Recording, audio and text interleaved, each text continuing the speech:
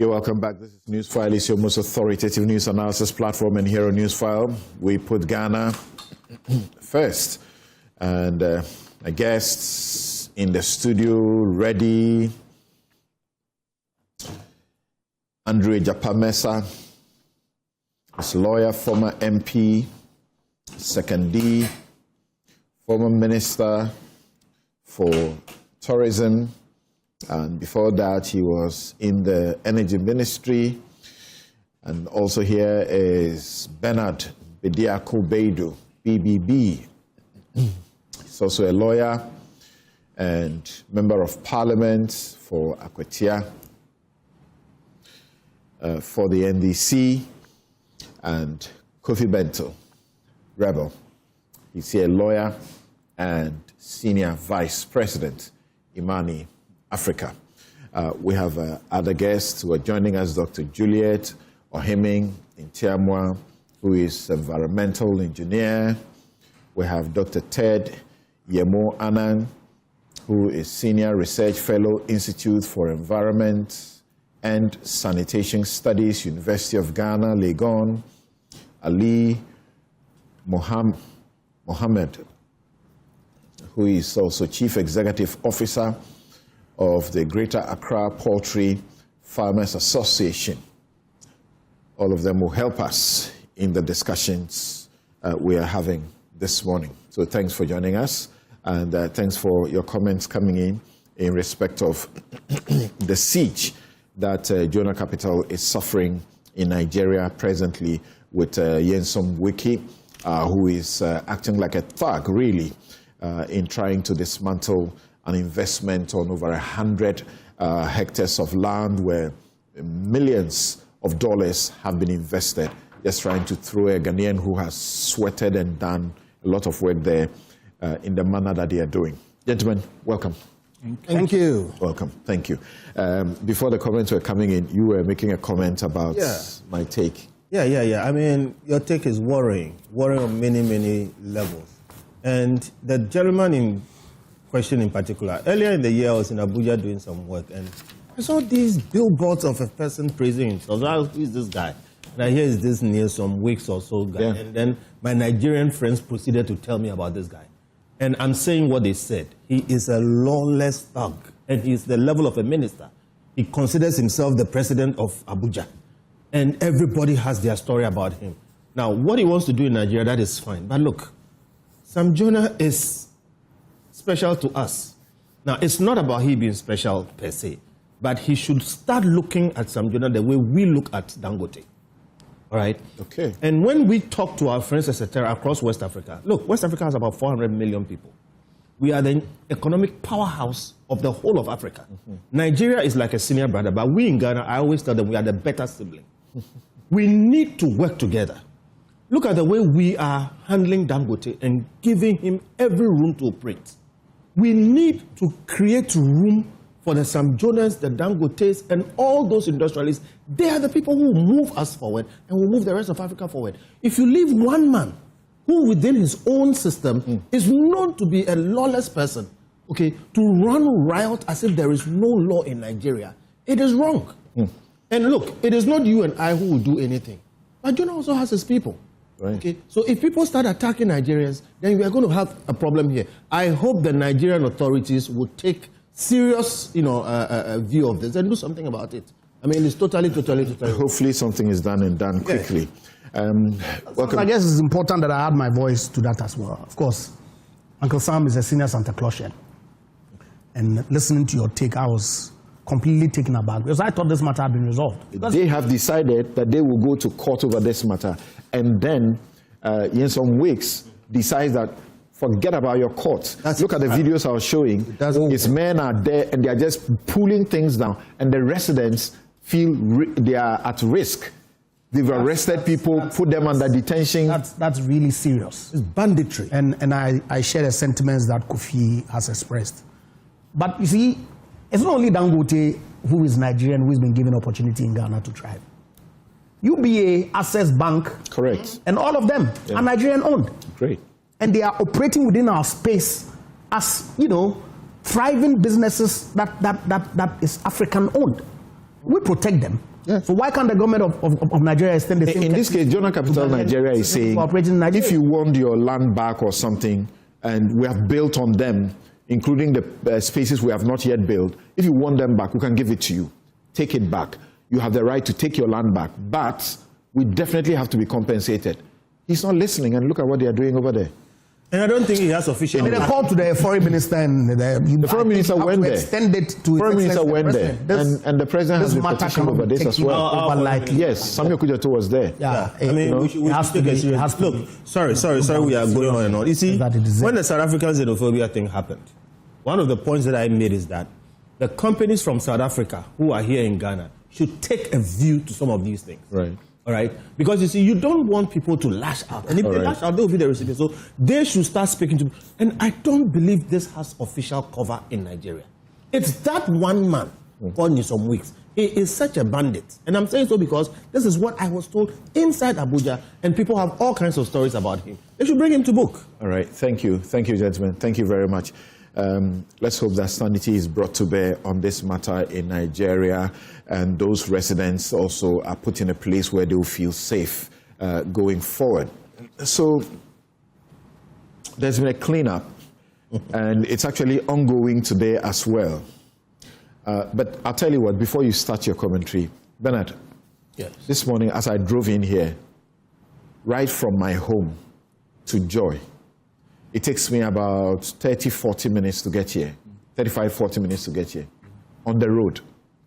Every place, I didn't see anywhere where the cleaning has happened, the garbage has been taken, the silt has been removed, sitting on the edges of the drain and has been removed. They're all sitting there. And there are packs and sacks of rubbish. And I'm asking myself, if it rained last night, if it rains this morning, all of this will go back in there. And that has been our problem.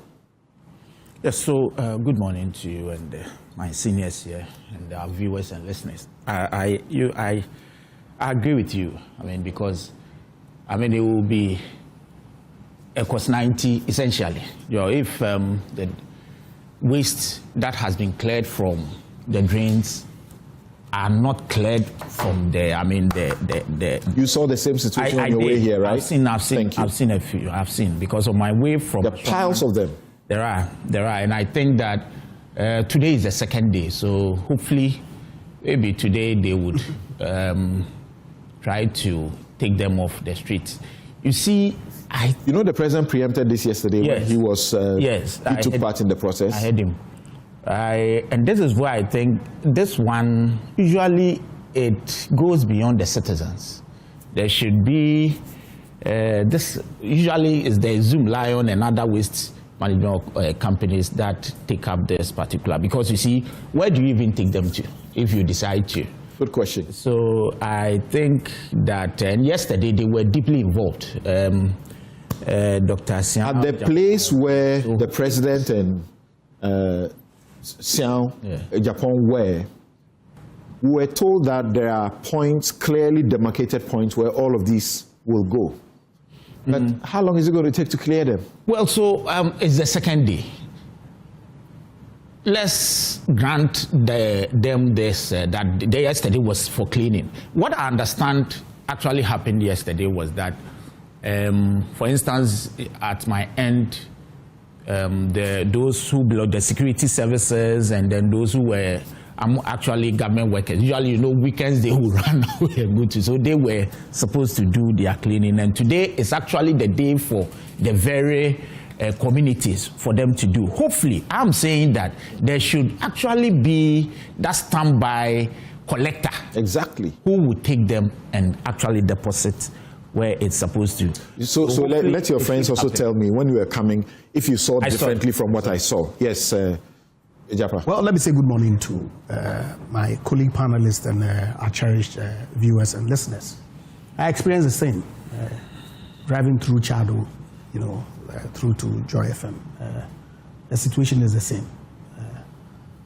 I'm not so sure whether I was surprised, because this is not the first time that we've embarked on such an activity.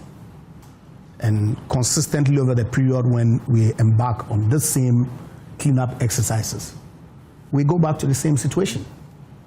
And so, really, I'm hoping it was drizzling whilst driving in. I'm hoping that it doesn't intensify.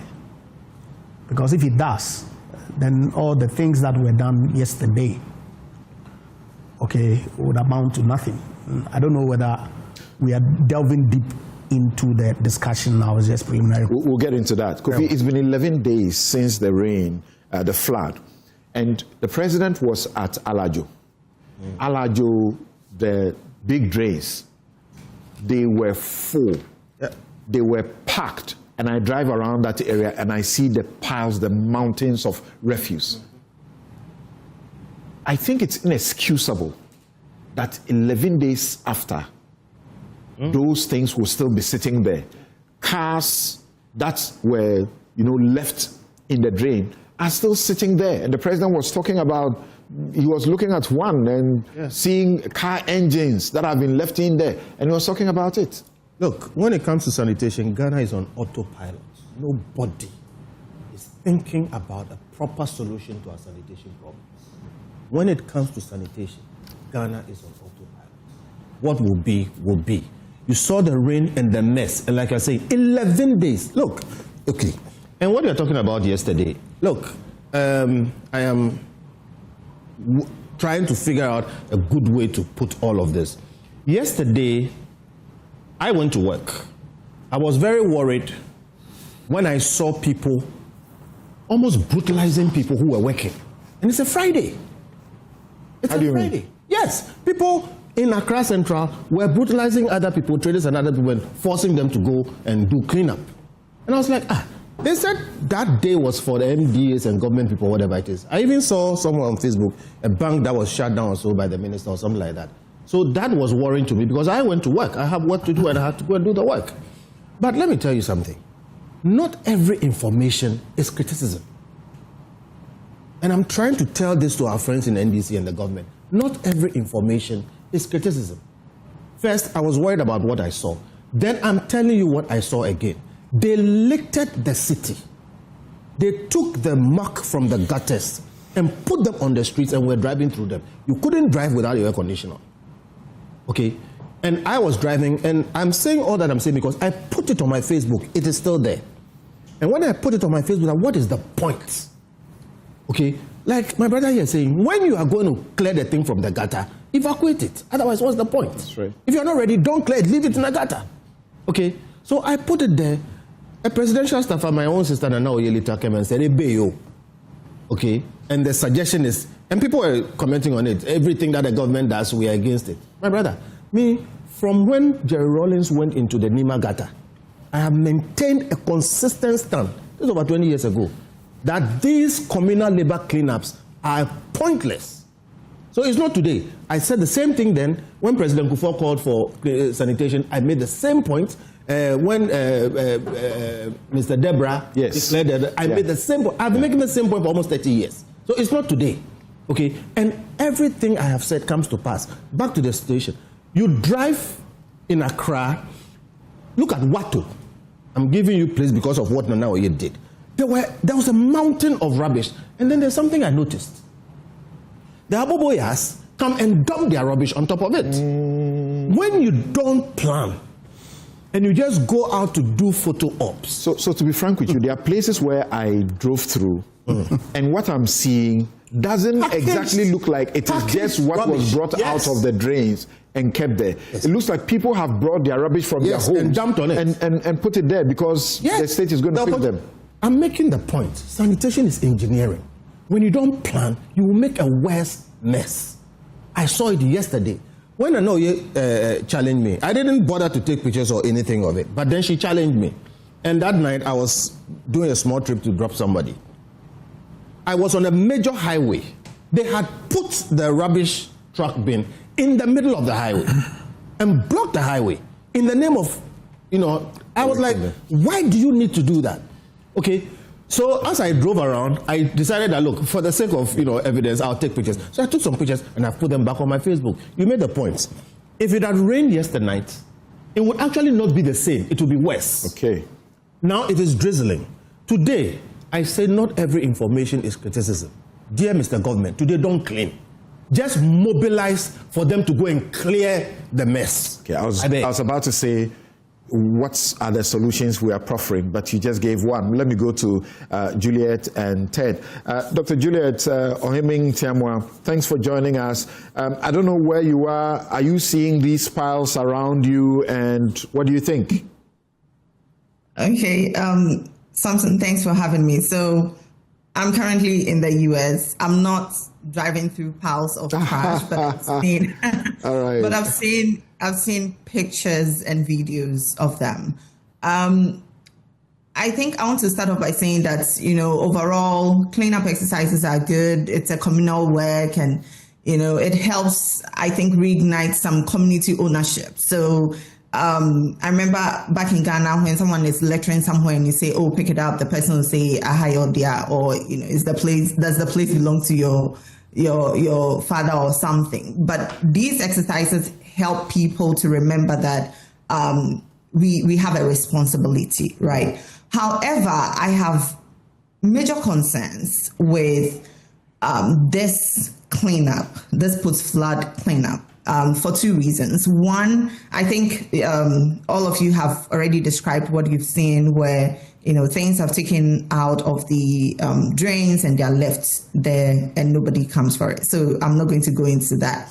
But my main concern is that through the commentary, from the presidency and other government officials during and after the flood, it appears that we are elevating indiscipline or indiscriminate waste disposal as a major cause of the flooding. And I beg to differ, with that. Okay, Doc, hold on. You are getting into the meat. So just hold on for us. We'll get in there, because we're asking the question if this is just about sanitation, cleanliness, or an engineering problem. And I think that's where you are going. We'll come to you shortly. Ted, okay. Dr. Yemo, I don't know, you are in Ghana, I guess. Have you seen? Yes, I'm sitting right here in Accra. So tell us, are you seeing the mountains of refuse and so on and silt, and what should happen? And we pray that it doesn't rain quickly so that it washes them back into, the drains. Samson, thank you very much. Good morning to your panelists. Good morning to everyone, especially my engineer Akufo-Addo. I haven't seen his face for a while. But Samson, I will disappoint you. Sorry, I will disappoint you because I taught a course in Lagos, watershed management and conservation. And if you sit in my class for 2 hours, you will not have sympathy on flood victims. Yeah. But sometimes these things happen, and I pray to God that, you say it's been 11 days now. I was praying that on the 8th day, the 3rd day after the flood, it should rain again. Oh. So that then, I'm sorry. I'm not being a vampire in this case. But please, just to tell us that whatever measures we to put in place, like we are discussing now, are not enough, because we are not going into the root causes of whatever comes around. Let me ask you a question. I'm saying that, sorry, this debris or material removed from the drains, the choke gutters and things, I want to find out from you, where are they destined to? I think Ejapa or Kofi, all of them ask the same question. Exactly. So that's why they are there. So that's part of my reason. The reason that, please, let's find the root cause of all these things. Somebody mentioned Aboboya, but you are saying that we shouldn't take the meat off the bone now. We'll come back to that. So please, very simple. Where are they destined to be taken to? All the announcements said logistics have been provided. Somebody is providing trucks to evacuate. Evacuate to where? I rest my case now. Thank you. All right. So let me go back to Juliet. Doc, so you were beginning to diagnose a situation. And the question is this a simple cleanup as solution, or this is an engineering solution we need that we have misdiagnosed? Okay, Samson, I think we all agree that, this cleanup is not a solution at all, right? That is why I started off by saying that, communal work is good, for community building and ownership. But when it comes to waste management or, improving sanitation in the city, this does not solve it. You were going to 2 points. When it comes to flooding, this does not solve it. Okay. Right? So, and let me get into the flooding bits, and I think the waste management part, we can discuss that later. When we list, let's say, contributing factors to flooding in Accra, let's say I'm going to just list about 5 of them, right? And it goes back to my initial point that I'm concerned that we are elevating indiscipline or indiscriminate solid waste disposal as though it's a major cause to the flooding that we are seeing. But in my view, I don't think it is. And this is why. So let's say we have 5 major contributing factors to the flooding we see. One being lack of sufficient, well-engineered drainage system. And I'll say that, considering the rain intensity that we are seeing, recently in Ghana, and you look at the drainage capacities that we have, it's not sufficient. Our bigger drains, or what we call primary drains, are, I think, designed for what we call 25-year flood period. That is, in layman's term, we will say flood or rain that has, flood that has 25% chance of happening, right? But when you look at the intensity of the rain we are having, we need to rethink our drainage system and be considering 100-year flood, which is, designing for systems that have the capacity to handle flood that has 1% chance of happening, and many cities are adopting this engineering principle. The second point is increased runoff. So in stormwater management, the first thing you really want to do is to reduce runoff. Runoff is, all the rain that is flowing through the cities, right? That is, has speed and volume. You want to reduce that runoff. Currently, we have a lot of developments that are all tiled, concrete, and really increase this runoff. So it's intensifying the floods. And then we have lack of enforcement in protecting our wetlands, right? So which people term as building in waterways, but I prefer to call it lack of enforcement in protecting our wetlands, right? And then lack of detention ponds. Then we come to choked drainage. So out of this 5, let's say each of them is even contributing 20% each. When we come to choked drainage, Samson, if you pay careful attention to the drains that we have and what is choking it, you realize that it is silt, primarily.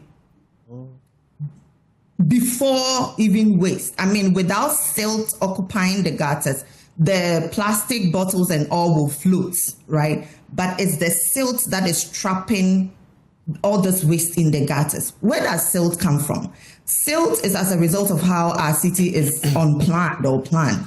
We have a lot of untarred roads, untarred feeder roads, and we have a lot of, areas that are unpaved and also areas that do not have any landscaping at all. And so we have a lot of silt getting into our drains.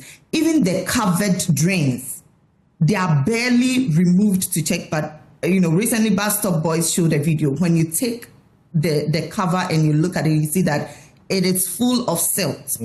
So, and so when you look at what is choking our drainage, and the primary thing there is silt, and then the second is, let's say, waste, right? Why are we so much focused on blaming the citizens about our choked gutters being with waste when the main thing is silt? And we need to address silt as a community. I mean, when you look at the Odo, when they dredge it, the main thing they're taking out is silt. That's right. But we barely talk about silt and addressing silt in our communities. I mean, the banks of Odo is so full of silt that in actual sense, we should have greened all those areas so that silt does not wash into the drainage. So coming back to why we are doing this, if we are doing cleanup exercise to prevent floods, I think the impact, in my opinion, is really small, and focusing so much on it takes our attention from the real underlying problems to the causes of floods and what we need to do to resolve them. So that is my main concern. Right. That is one of my major concerns with the cleanup. And the second is being the waste management, which I think we can come back later unless you want me to continue. That is also fine with me. Yes, Dr. Emwanan. So I have been confronted with this question by some engineers that, yes, it's not only sanitation or waste that we are focusing on, because we are beginning to demolish structures that are sitting on Ramsar sites, that are sitting on places that should have been containers of the water when it comes. But the question I've been asked is, when we do the demolition of those structures, and we have set a military man to help us go around to demolish some of these structures, whether that will happen or not is another matter. But the question is, when we demolish the structure, the concrete foundations are all there. We don't take them away. So what problem are we really solving by pulling the top of the building down? Thank you, Samson. I've just noted, I wrote a point here long ago that demolition waste is not just leaving the footing there, but the waste itself, the demolished material, or where is it taken to? Right. We have not paid attention to the management of demolition waste. And that is the main culprit that is used, the main material used to fill these waterways. If you go to my hometown, La, look at the famous La Beach across the shore. It's been filled over the years with demolition waste because we found those places cheap receptacles for such material. That is one thing that we are not thinking about. If you go to, again, the Chado area, Chado area, I tell somebody that I took a student there to conduct research on water and some environmental issues. The site, as we speak now, where we conducted research, houses a pub, a chop bar now. But is it coming back to my sister's submission? I want to move away from the engineered issues and talk about nature. We are facing these issues because we are moving away from nature. Madam, a watershed, or what you call a basin, is made up of, it's just the whole area that is drained by a water body. It could be a river, but that river has tributaries, it has creeks, it has streams connected to it before emptying into wetlands, then finally into the ocean. Where are all these drainage basins? Where are they? So it's not just about building in the waterway, but then encroaching on, I'm sure we know about what floodplains too are. That when the water, especially when we have no control, absolutely no control over the volume of water pouring through by precipitation. So if it's silting, the silting tool that you will talk about in the door, it's also made up of decomposed organic material that could have been diverted from our waste stream. You said we'll talk about waste. We'll come to that later. So Samson, coming back to your question, the demolition should be extensive. What I'm asking for is it should cover, it should be basin wide or watershed wide, because it started from a point and it started one by one. I can see your slide. Flooding is a natural disaster, but if you don't manage it well, then it becomes a problem. So coming back to your question, my answer is, if we are going to do it, we should go to the roots, not just single structures standing in waterways. And by going to the roots, what do you mean? It should be a basin wide. It should be, I've just told you that the basin or the watershed has creeks, tributaries, and whatever. All these are made or provided by nature to take care of the flood, the water that is flowing. So if you block one side, the water will find its way sooner or later. And I want to caution us that, please, we should be careful. Climate change is real. Thank you for now. All right. So I'll come back to the studio and return to you shortly. On the sanitation part, we set up a sanitation levy. Since 2021, we have managed to mobilize some over 2 billion Ghana cedis into that fund. Out of that, as at 2024, we have spent 1.5 billion on sanitation issues. We spent on landfill sites, we spent 1.2 billion. Air quality, we spent 100 million. Fumigation, we spent 95.9 million Ghana cedis. And waste infrastructure, we spent 74.7 million Ghana cedis. And yet, we are here. Kofi? Money is not our problem when it comes to sanitation. I was telling another panel, I used to work in enterprise insurance around 2000. And I always would use the Kole, the high street, to go to work. Around that time, they were spending $35 million to dredge the Kole. I did geography, and I told my friends that won't work because of the dynamic of the sea and the river. Okay? Now, since that time till now, we spent about 300 million. If you take the Garrett project, Ghana Environmental Resource Management, or up dollars. Money is not our problem. Our problem is lazy leaders who refuse to do the heavy thinking because sanitation is an engineering challenge. Look, yesterday, most of our leaders went to just take pictures. I'm making the point that we don't want to solve the problem.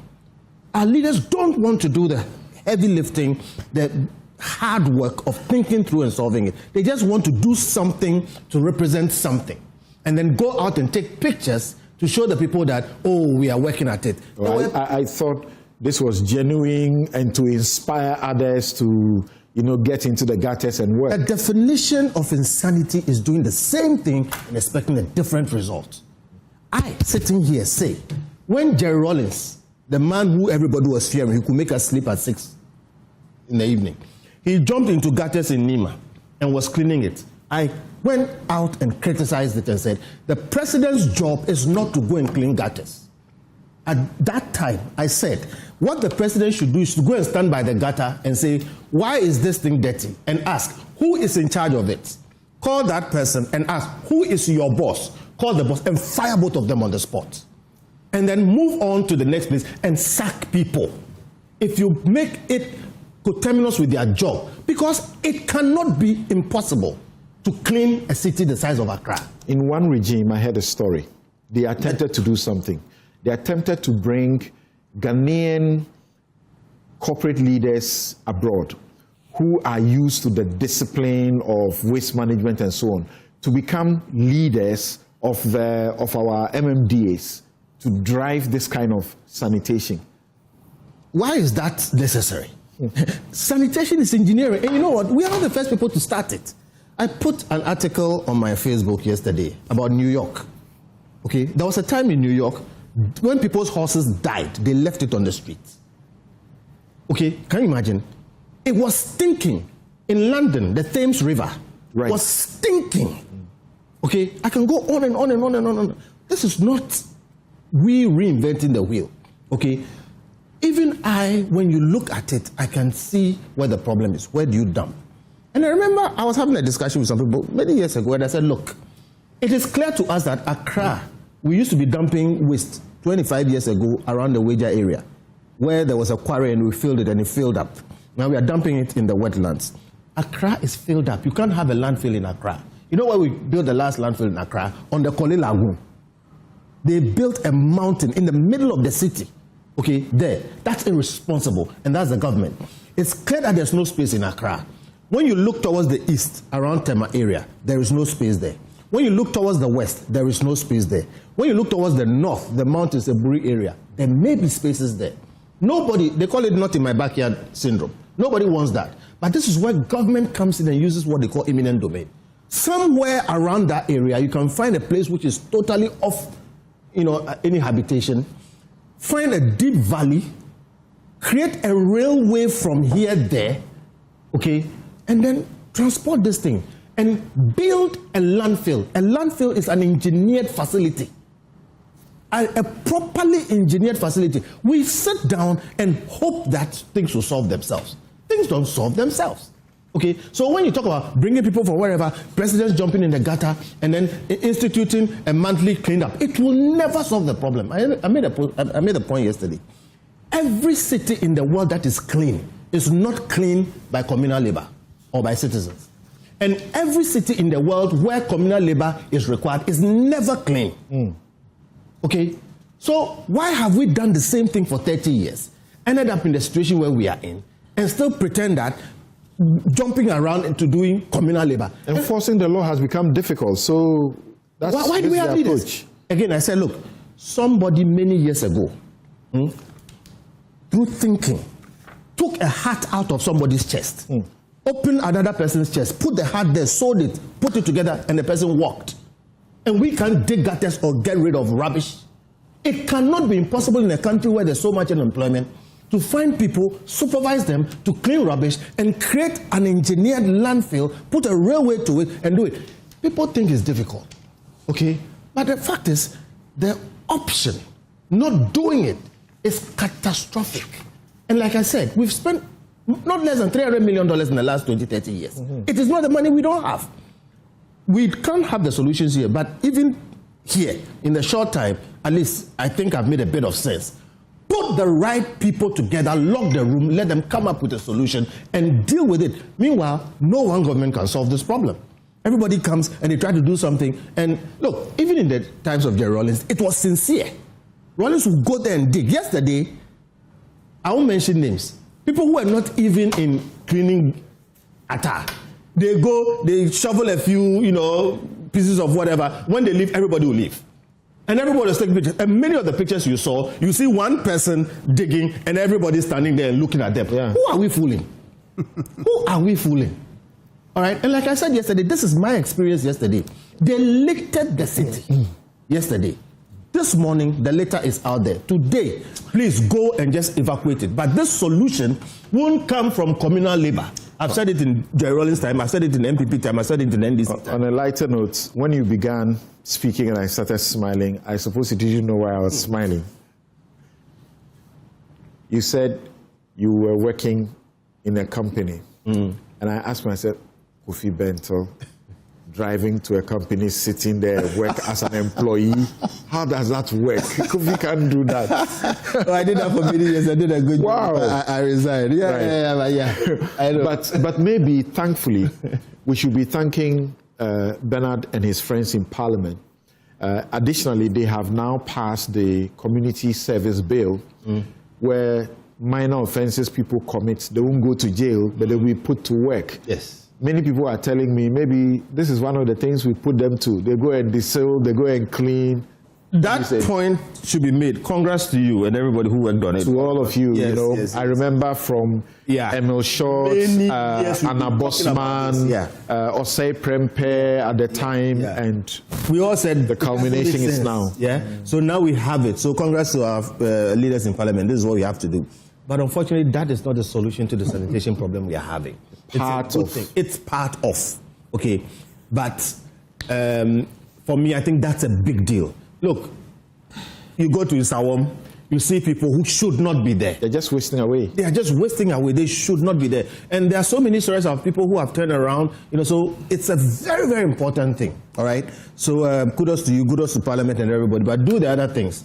We need, if you look at sanitation levy, the money we've collected, if you look at all the little things we have done around sanitation, it is time we have a concerted, properly thought through solution, multi-year, phased, engineering-based, knowledge-backed approach to solving problems instead of the politicians do, which all they want to do is to show or suggest to people that they are doing something, but they don't do anything. And sometimes it actually leads to the opposite. All right. Okay? We need to do things differently. So let me get to Bernard now. And on the note of the community service bill, originally it was community sentencing bill. I want to say congratulations to all of you who have been part of the process. CDD Ghana, great job. Commonwealth Human Rights Initiative, who got a revival of the debates about this bill by 2022, 2024-ish, 2023-ish, 2 bills had already been made, but they never saw the light of day. And thankfully, the debate was revived. And thanks to Godfrey Dame, too, at the time, they took it together with Alfred Tuayeboa and revised it again. And thanks for the opportunity for making me to contribute to it as well. And through my subcommittee at the Greater Accra Bar, the Prisons Project Committee, making our inputs, and then eventually this government coming in and making sure that the bill has been passed. Thank you very much. Poverty offenses should not be the reason why people should go to jail. The street hawker, sometimes they are not doing it because they have an option. They just don't have an option. The guy who is stealing plantain, you go and check. We have sat here and contributed money to pay for some of their fines so that they don't go to jail. We have given barbering kit for some of them to set up barbering saloons. When they were caught stealing a bunch of plantain and they were fined, they couldn't pay, however small the fine, and they were still put in jail. Sometimes those crimes, vagrancy, sleeping rough outside, it's not because they want it, it's because our system has just, forgotten about these people, and they shouldn't be thrown into jail when they offend that way. Put them to work, give them something to do. At least they will be happy that you are feeding them and they are working, rather than put them into prison, feeding them, and they have nothing to do. So thank everyone, and to Speaker Bagbing and this Parliament, the Attorney General, Dominic Ayine, the leaders in Parliament, and the President for allowing this to become a reality. Let's have the Secretariat set up quickly, and let's get to work. Yes, Bernard. Yes, so Samson, you said it all. So nothing more useful to add. You and the senior, with regards to the community service bill, hopefully we will get to change the narrative where people are convicted on some of these very, I don't want to use it, and then they end up even drawing so much from the public purse and doing virtually nothing. The English from whom we copied the law and the jurisdiction, they call those offenses misdemeanor for good reason. For good reason. Misdemeanors. That's true. And then it would also help decongest our prisons as well. Right. You have serious people, people who have committed very serious offenses rather being in there, not.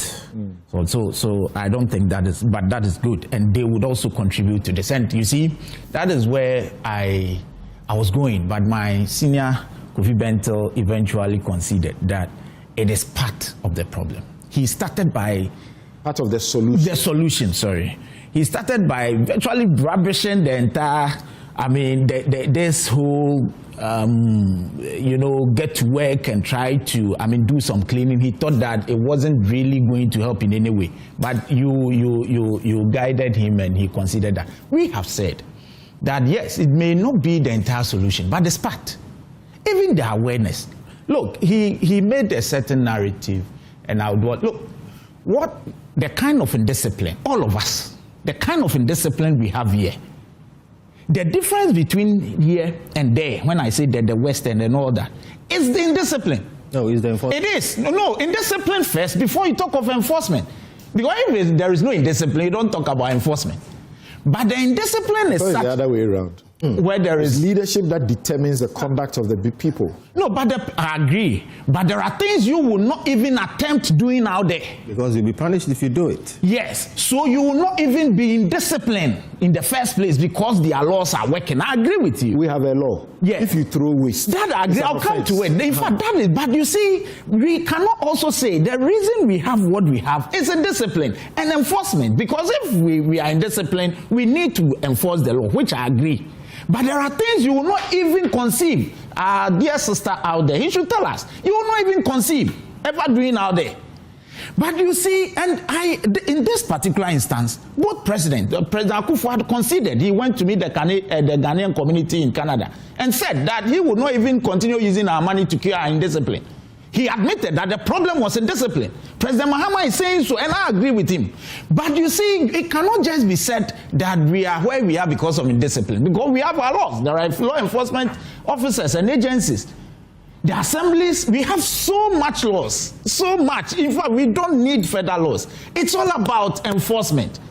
And that is where I come to, that we need to enforce it. But you see, even before you enforce it, there is an existing problem. How do you cure the problem?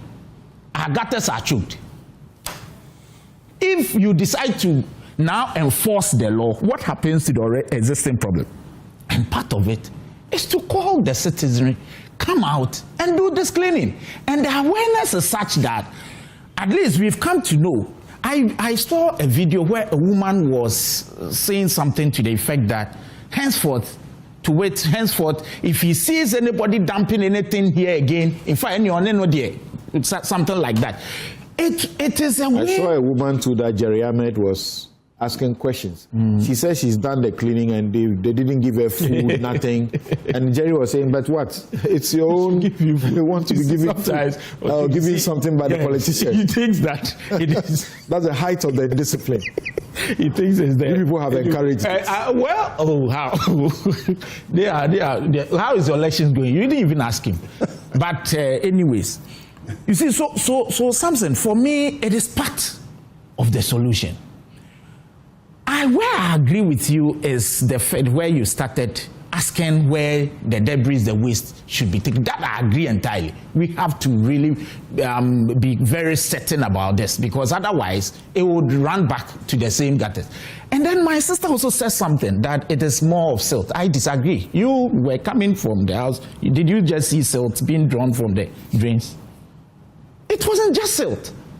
You see, we have been in discipline. Let's acknowledge this. For the major drains. For the silt, it's not just silt.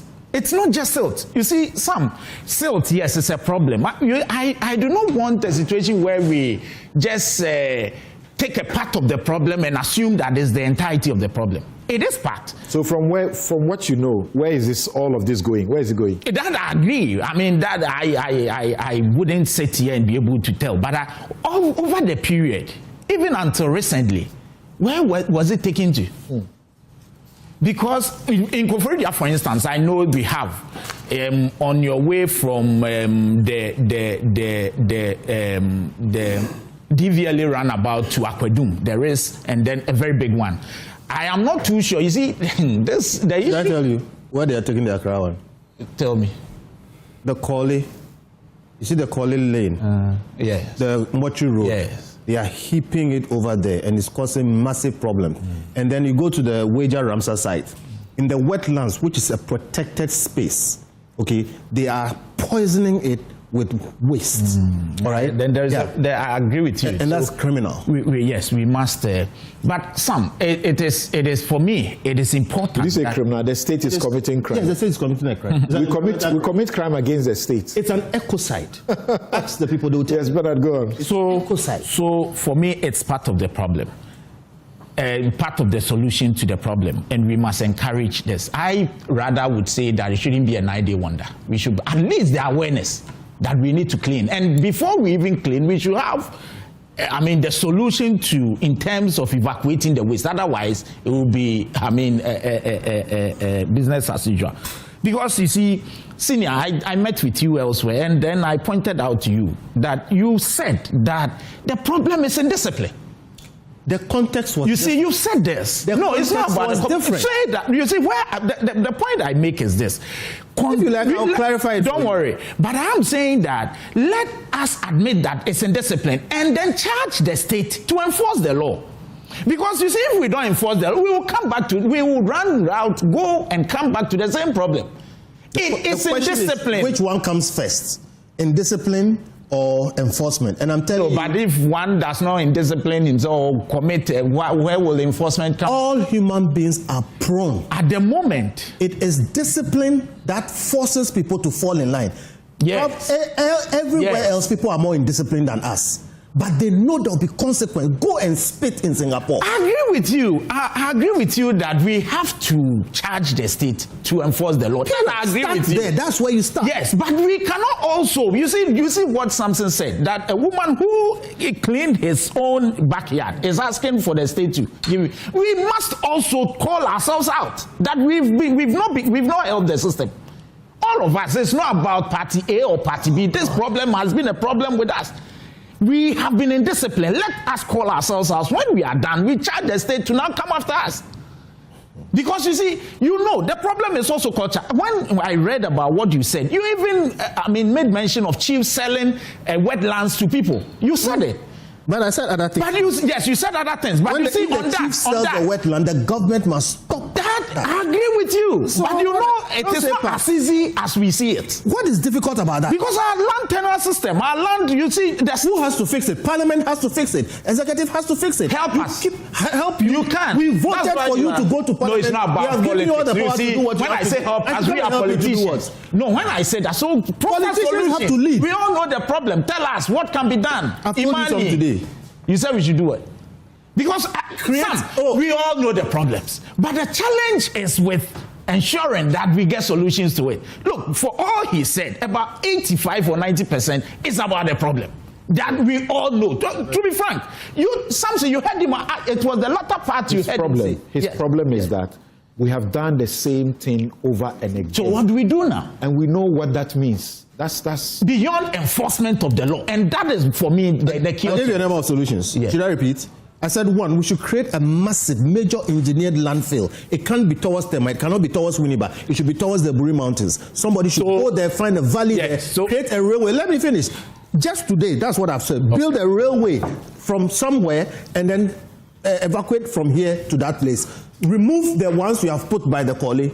Remove the ones you have put in the wetlands. That is ecocide. I've heard you. Okay. So let me interrogate what you just said. You see, so we should continue. Well, yes, we have to find a place like that, as you are saying. But should we continue to be in discipline so that the state would garner all these resources and keep doing the thing? Let me answer you. Whether you are disciplined or indisciplined, you will generate waste. That is one. Yes. Number two, the citizen's role in waste management is very limited. It is limited to proper disposal, period. But the problem we have is not the proper disposal issue. Let me finish. The improper one. Okay. Yes, you come in and then we will be speaking to the president of Ghana Institute of Planning, who have issued a statement and have suggestions as to how to resolve this issue. So I'm saying that at least, for starters, let us commend the government on this. We have to. He's saying that we have always come to the status. That we start and we don't go but I sit here and I agree with him that we have to enforce the law. I've said it, we have met with him a couple of times on this. We need to. And I'm saying that, look, if we are even enforcing, we don't need a presidential committee. Right. Because the problem is a local problem. So if we charge the assemblies that enforce the law, you call them out that if I see all these, what do you call it, unauthorized structures, whatever, because it's within a certain municipality, you lose your job. That's right. You see, when we do this, the people would act. I agree with him. But we must also not shield ourselves. And as though we are not part of the problem. We are. But we are charging the state to also come after us. But it is not like I told you. When you say we, who are you referring to? We are part of the problem. All of us as citizens. I hate it. I'm not. It's like when we talk about corruption, we say we are all. I'm not. Okay, Somebody has I'm a not. job to Those do who are that. doing the wrong should be held responsible. Sanitation levy. Correct. But when we say we, well, you may not, but others are. And at this point, we may not even know who is and who is not. We may know. You are saying you are not. I trust you. Right. Someone will say he would not trust you. Maybe you are. I've been out for a minute, so let me take this opportunity to extend my commiserations to the families who lost loved ones during this unfortunate, 34 over the period, right? avoidable situation, and to businesses that have lost millions because of this flooding. But I feel very sad. And I said last week that when it happened in the central region and 18 people lost their lives, it didn't become a big subject in this country. I listened. It happened in Accra and 12 people were lost. And then suddenly it becomes the biggest issue. There is a state declaring all sorts of things that have to be done. Ghana is Accra. Even in the north, I think It's a hypocrisy. That is our bane. When did you realize that this problem was a problem of indiscipline? When President Akufo-Addo said it in Canada. Yes, that's when I realized it. When he said when was this? Oh, Sam, please get it for him. You see, He met the Ghanaian community it's in okay, Canada. it's okay. You see, Thank you, I'll get in it for you. 2024, precisely on the 27th of May 2024, when flooding had occasioned Accra, this is what the president, then candidate, had to say. And I'm quoting him. It's on his Facebook page. The recent heavy downpours in Accra and other parts of the country have led to extensive destruction of property and, according to reports, the loss of life of a young schoolboy. This has exposed the government's failure to manage and prevent floods effectively, and evokes deep concern about its lack of comprehensive flood prevention and management plan. Many areas that in the past were unaffected by flooding today become inundated with the least rainfall. This was President Mahama, then candidate Mahama. At the time, If you want us to go. he attributed the problem of the flooding to the government.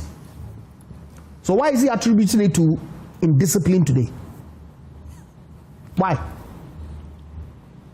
Look, Samson, this incident of 29th June, right?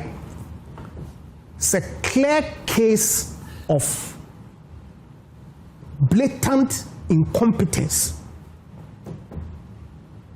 And why do I say so? Mr. Mahama knew this. Went ahead to launch a manifesto in August of 2024 after he had made these comments. Made commitments in that manifesto about the kinds of interventions that he will put in place when voted into power to deal with the flooding situation. Fast forward when he became president on March 12, 2025, he launched an anti-flood task force to ensure that flooding did not occur going forward during this tenure. The expectation of Ghanaians were that that mechanism that he had put in place was going to do the preparatory work whilst he works to do the engineering designs that he had proposed in his manifesto. Fast forward 2026. We knew that the rains were coming. The anti-flood committee did not do any national cleaning exercise. No proactivity whatsoever. No monies were released to the assemblies to desilt these drains. If we were serious, why didn't we organize this national cleanup exercise in April or May before the rains came? We sit, look on for people to die, for businesses to suffer losses, and you embark on a charade, parading ministers of state, vice president, president, going to stand and do what? We have failed. And if we will not admit our failure and proffer solutions in dealing with this matter, look, next year we'll come and sit around here and talk about the same things. And that's not what the good people of this country are looking for. Mr. Mohammed, his government have failed. And it's about time you guys admit, where are the water retention ponds that you promised? You said at page 67 of your manifesto that you construct water retention and detention reservoirs in flood-prone communities to reduce the perennial flooding and for irrigation and other purposes. Where are they? 18 months, 2 budgets after you came into office. Where are they?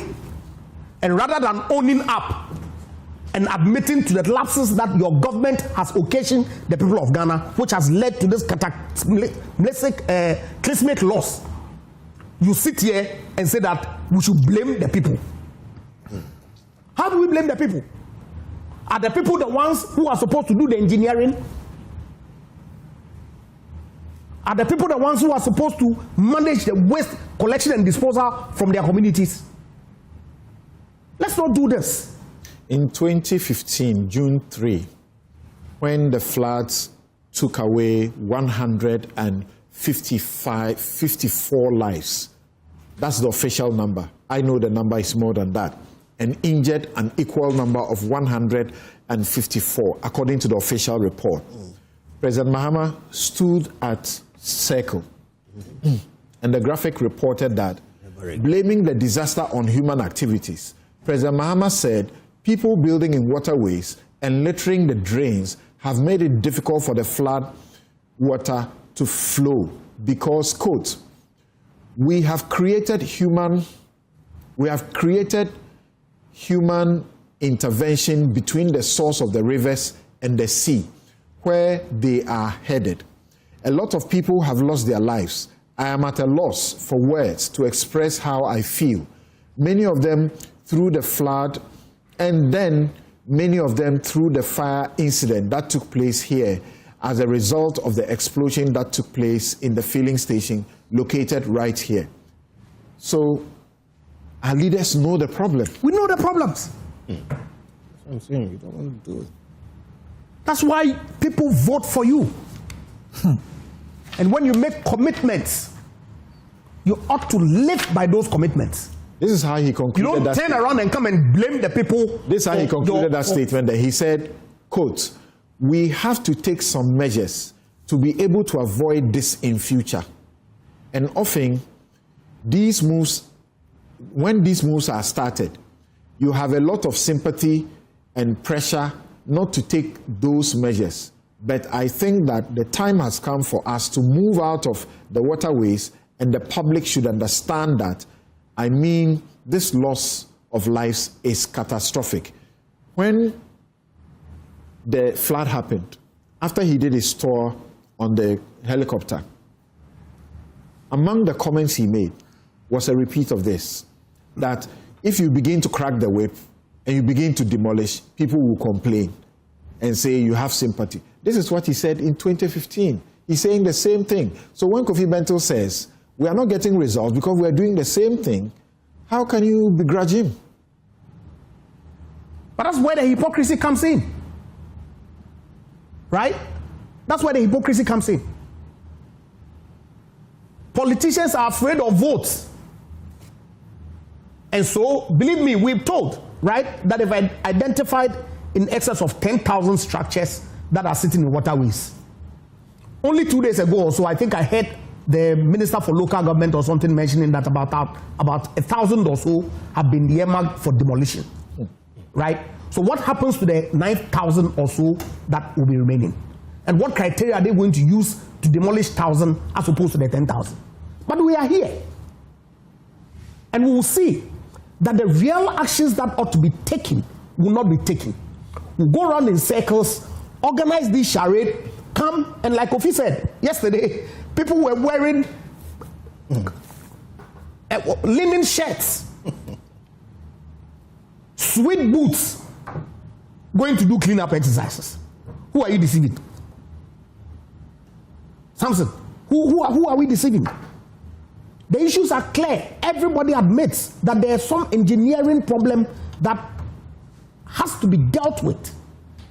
deal with it. These landfills that or waterways that people are built in, if you have to demolish them, take action, and let the people see that indeed the government that they voted for is doing the work that they expect them to do to alleviate the problems that... Your regime took over shortly after the 2015 disaster, and you were blessed with the Garrett funds to do this work.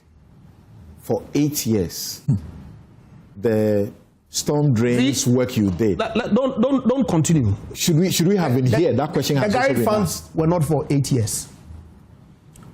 The original loan itself was approved in 2019. COVID happened in 2020. There were some adjustments to the program. Subsequently, some additional funding was approved, I believe, in 2021 or 2022. Now, I hear, and you see, Garrett had 5 components. 2 or 3 of them, or 2 components were prior actions. The 3rd component was the actual construction. Were the prior actions not completed? In fact, was the 3rd component not commenced before the Akufo-Addo administration left office? Yeah, of course. The work, delayed? The consultants, the research, Absolutely. all of that was completed. And I hear people say that, oh, you've been granted loans and you are using the money for training and engineering work. How can you construct when you haven't done engineering? Indeed, and in fact, Parliament, when approving the loan, knew the components. They approved the components. That included the training and engineering, and necessarily you need to do the engineering before you do actual construction. And in fact, actual construction started under the Akufo-Addo regime. We are told, per the World Bank's own update on the program, that when our friends in the NDC came into office, right, what did they do? They delayed the implementation of the program because of the so-called fiscal consolidation regime that they wanted to introduce. Funds that were supposed to be released to contractors to continue the work were delayed. So how do you blame Akufo-Addo? But subsequently, they have released much more to ensure the actual work is done. But Samson, than all the period you had. You see, what do you mean by all the period that you had? All the period that we had was intended to do components of the program. The engineering, were they not done?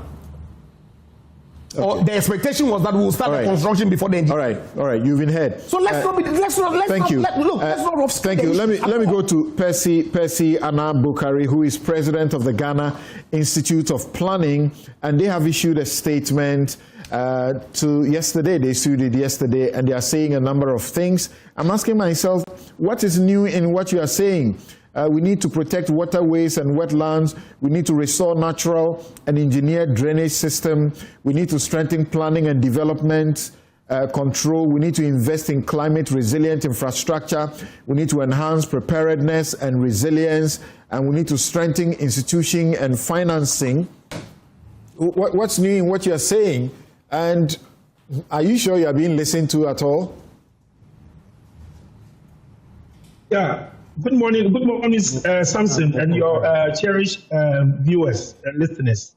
Thank you very much. You said what is new and are we being listening to? Yes, so as a professional body, together with my other professional bodies, the engineering, survey, architects, and the rest, the work we need to do is also do technical feasibilities of what is happening and come out with the planning solutions. Our colleagues from engineering have done that, and we are also coming out with the planning solutions.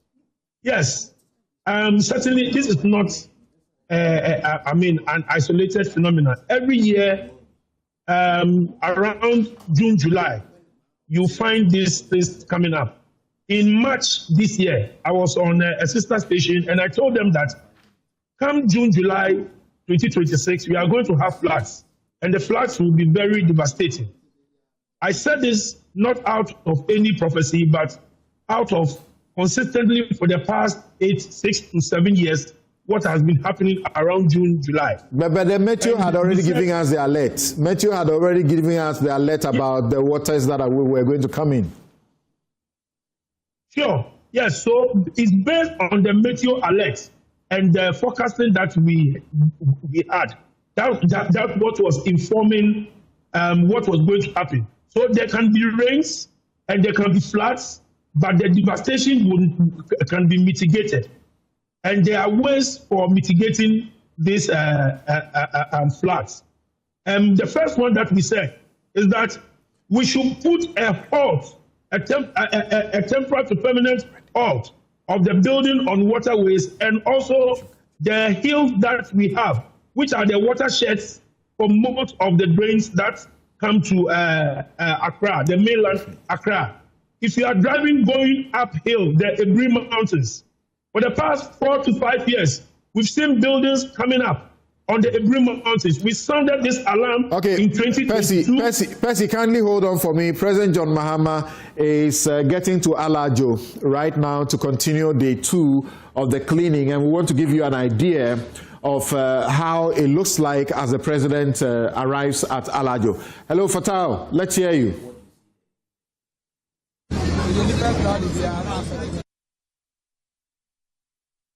Basically, we are right at Alajo, where the president is set to arrive in the next few minutes to join some top government officials who are here. I've seen the minister in charge of local government. I've also seen the Greater Accra regional minister and some senior government officials who are here at the moment. And as I speak with you, heaps of refuse have been cleared here. This morning, early this morning, in fact, around Alajo, heaps of waste were scattered around the whole place. But as I speak with you, they've been able to clear many of that. Let me engage the local government minister just to appreciate what this particular exercise is going to. Honorable, thank you very much. Your Life on Joy News. Talk to us briefly. I know the president is almost here, but talk to us about the heaps of refuse that are scattered around the city. How do you intend to clear all of that? Yeah, we are not ending today. The president is coming. We have ordered for another additional trucks. You could see that there are about 40 or 60 Atlanta trucks that are coming to augment whatever we have here. And it's not only here. If you follow this road you see that there are plenty packed there. Today is the day people are cleaning their houses, so you will see more waste than what you are even seeing, and that is why we are not stopping until we ask for additional hands. Yesterday we used 400 tricycles. Today we are using 600. We are bringing 40 or 60 additional Akota trucks, and we are doing it. With that, within the next possible week, we will be able to finish the evacuation and continue with the sweeping. So we can still see a car vehicle inside the bigger drain. What are the plans to get it removed? Yeah, once we do the evacuation, we do this evacuation of the heap that you see here, then attention will go to that one too. We were on it yesterday and we couldn't finish, but that does not mean we have abandoned it. We'll go back to it. Can you give me the number of vehicles that were removed from it? I may not be able to give you the specific because it is a nationwide exercise. So the president is here, and yes, so the minister would have to welcome him. But as I speak with you, they've been able to clear some of the heaps of refuse here at Alajo. The president himself yesterday was here. He gave the assurance that the government intends to get more equipment that would help in clearing these waste materials. Because in fact, he said that if these items are not, or these materials are not cleared, then it means that if there's a rainfall, all of those will be washed again into the drains, and that could potentially lead to flooding. In fact, you also spoke about the fact that the residents or citizens should stop dumping refuse recklessly into the various drains. When they do that and there's flooding, it's their own lives that will be affected. So the president has just arrived here, and he would soon get briefing from the Greater Accra regional minister and that of the local government minister. They were here earlier to supervise the clearing of the refuse here at Alajo. So the president is here, and he would take the briefing and then later address the gathering about what they intend to do generally. In fact, yesterday he said that the 2 days are not enough, and the government plans to, set aside a day, every month, so that it will help in keeping the city clean in order to prevent devastating flooding as we head into the future. So basically, situation now, Samson. You see the president in your shots there, engaging some of the people here at Alajo. And Samson, the reason why the government is paying so much attention to this place is that it was one of the most affected communities in Accra following the June 29 floods that inundated the capital. So that's the president in your shot there at the moment, speaking with some of the security officials who are here. Have been very instrumental in terms of helping to clean the places within the city, and he's taking break from them. After that, he will just walk to the. Then the president of the Ghana Journalists Association, Albert Kobnafo, is also here. The member of parliament for Ayawaso Central is. So the president is now moving to the officials to get first-hand information about what they are doing at the moment and to supervise this whole exercise here at Alajo. There are still heaps of refuse here though, but I have seen the equipment, a backhoe just close to that, and some Zoom line officers are clearing that. So I'm sure maybe in the next few minutes all of these refuse here would be all right. Fattah Bayaga there is following the president at Alajo. As and when the president begins to speak, we'll get back there and hear what new he has to say. But I was also interested in the question that I had a lady journalist ask the minister about the fact that, cars were swept in some of these huge drains, and there are still some sitting in the Alajo drain there. I have gone through that place and seen them, mountains of the refuse. Thankfully, Fattah says the refuse are being collected, but 11 days, and we have cars that were left in the drains still sitting in there. He didn't seem to have a direct answer to that. Yes, Bernard, quickly. Sorry, I was actually with Percy. Percy, you were making the point about what you intend to contribute through the release you have made and hoping that you'll be listened to. Let's get you to finish up on your point. Okay, thank you very much, Samson. So we said we should protect the waterways and then the wetlands. The drains. Why Alajo is receiving a lot of the issues are that is the last but one major settlement before the water enters Pole. It takes its source from the mountains, and it goes through Abokobi, it goes through Madina, it goes through areas around Oyarifa, Abofu, before it gets there. And that is just the Odo. There are other basins that are tributaries to this same drain. So once it goes in there, then it gives them the impact. What we are saying is that we should halt the wanton destruction of the vegetation on those watersheds, that is the hills. So as you are approaching the Ebri area, even the cliffs, the sharp cliffs or edges are being built on. If you go ahead and allow them to do those developments, it takes away the topsoil. People build there, the runoffs go straight into the drains, and we don't have well-built retention ponds. We need some retention ponds. There were a number of retention ponds in the past. For those of you who are aware, the current location of the DBLA head office, which is around Naman, Rabbit area, Transitions area, that whole area and those enclaves are wetlands. So government is even complicit, when we are blaming indiscipline on citizens who are building on waterways. Well, how did they get to build in the waterways when officials of the local assemblies are there and should not allow the buildings to come up in the waterways and the Ramsar site? Last week we had a Garrett official here who showed us a picture that doesn't give you a good future at all. Places where 10 years ago, 5 years ago, 3 years ago, even 3 years ago, were not as dense and overtaken by development, where there shouldn't be any development, are all being taken over.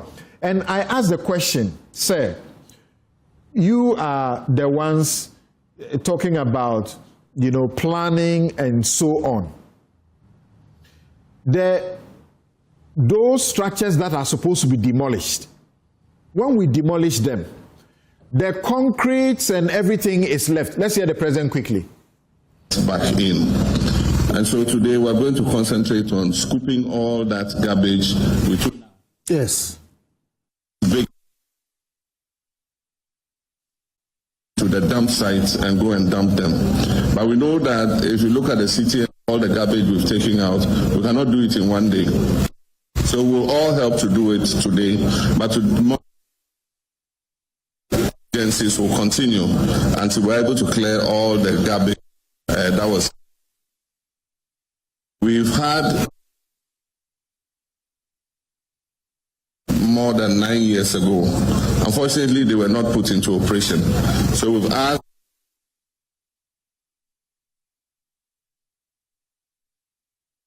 us and others can take the garbage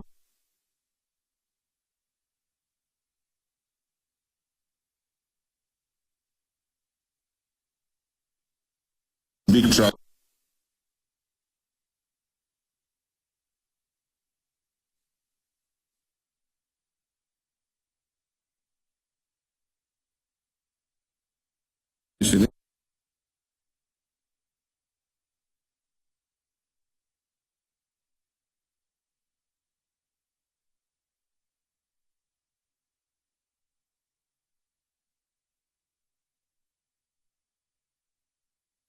The edges of the drains to the point or last destination where they should be.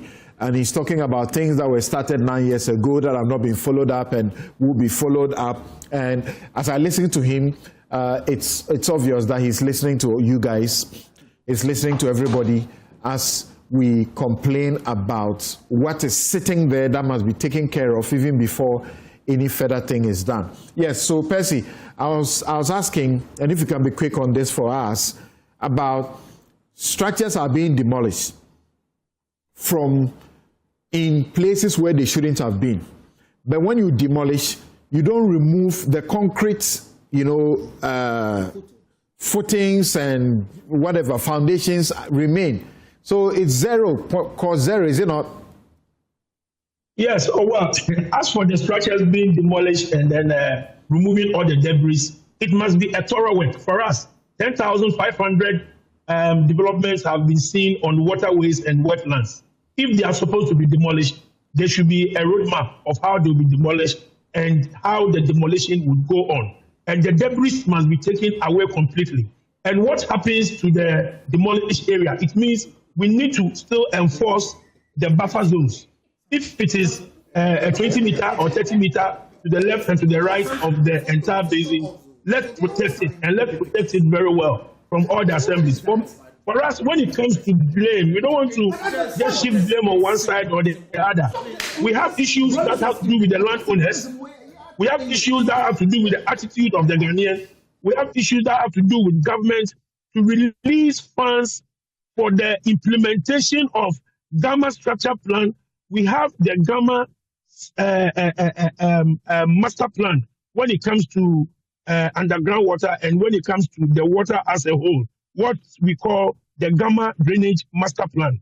And we should release funds for all the interventions that have been put in to be done. And if you watch these plans, I'll be sharing them with you.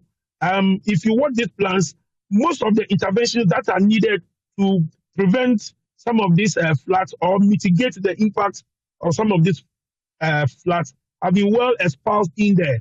And on top of it, we are saying that MMDCEs must be given key performance indicators, among which include ensure that you don't build on waterways as these things are being demolished. Samson and your panelists. Today, by next week, special planning committees are going to sit on applications that have been made by developers. What are we doing to prevent further building on these areas and in these reserved areas? What are we doing? So immediately we should have a comprehensive plan to name and shame all the chief executives coordinating directors, planning officers, works department people who have appended their signatures to all these permits must be named. And once they are named, we do an investigation, and we ensure that we give them the necessary punishments that we need to do. Thank you. And once we do this, the whole system will take us serious, and then we would have these things. Thank you very much, Percy. Thank you very much, Percy Anab Buguri, who is president of the Ghana Institute of Planning. They have issued a statement and suggested many things that they believe, if government pursues them, will bring us solution. I'm too familiar with this. They're happening all the time. It's about what action we are able to take. Let's wrap up. Yes, Bernard. Yes, so I was asked the question when President Mahama got to know, and I answered that President Akufo-Addo, yes, on the 3rd day of June 2019 in Canada, President Nana Addo Dankwa Akufo-Addo met with the Ghanaian community in Canada. And he said this, if you look at graphic online, he stated that the perennial flooding in Accra is heavily driven by indiscipline rather than just poor engineering, noting that some residents persistently dump refuse into gutters when it rains. He further stressed that no amount of government investment will solve the problem unless citizens change their attitudes. Read more. I don't have time. So this is what the then President Nana Addo Dankwa Akufo-Addo told the Ghanaian community in Canada. And he even told them that they should advise their people back in Ghana not to be, indulging in that. So it is not just President Mahama that has seen it. And that when my senior brother knew and was a minister in the government, his president said that. But you see something, and that is where my shock is. I thought that we were doing this thing, devoid of partisan politics. But he came in, and then a government, his own government, who declared on the 24th day of April 2017, Nana Addo Dankwa Akufo-Addo, who declared that he will make Accra the cleanest city in Africa. He is the one talking after 8 years. What did we see? The cleanest city in Africa. We are not ashamed to now come and defend this and then blame another government. At least President Mahama is still in office. 1.5 years. Say he is failed. You may say that. But at least he has time to right the wrong. You did 8 years. You established a sanitation ministry. Samson, relax. Wait. A sanitation ministry, the minister drew salary, wrote in land cruises. What were the achievements?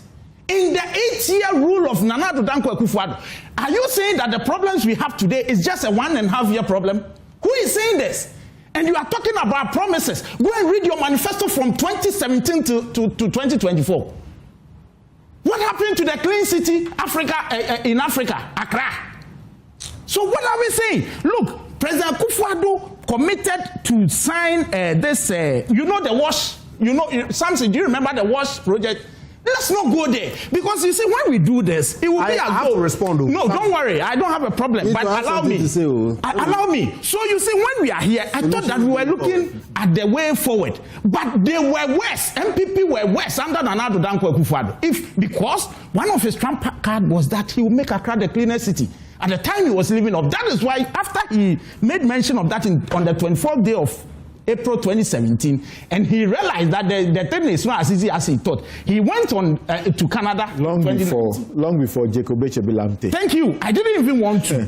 I remember giving the same responsibility. I remember. So Samson, it is a problem of all of us. But if you come and then you decide to take, I don't have a problem if you say that. But that is what we started, and we all admitted. I sat here and said that it's a problem for all of us and with all of us.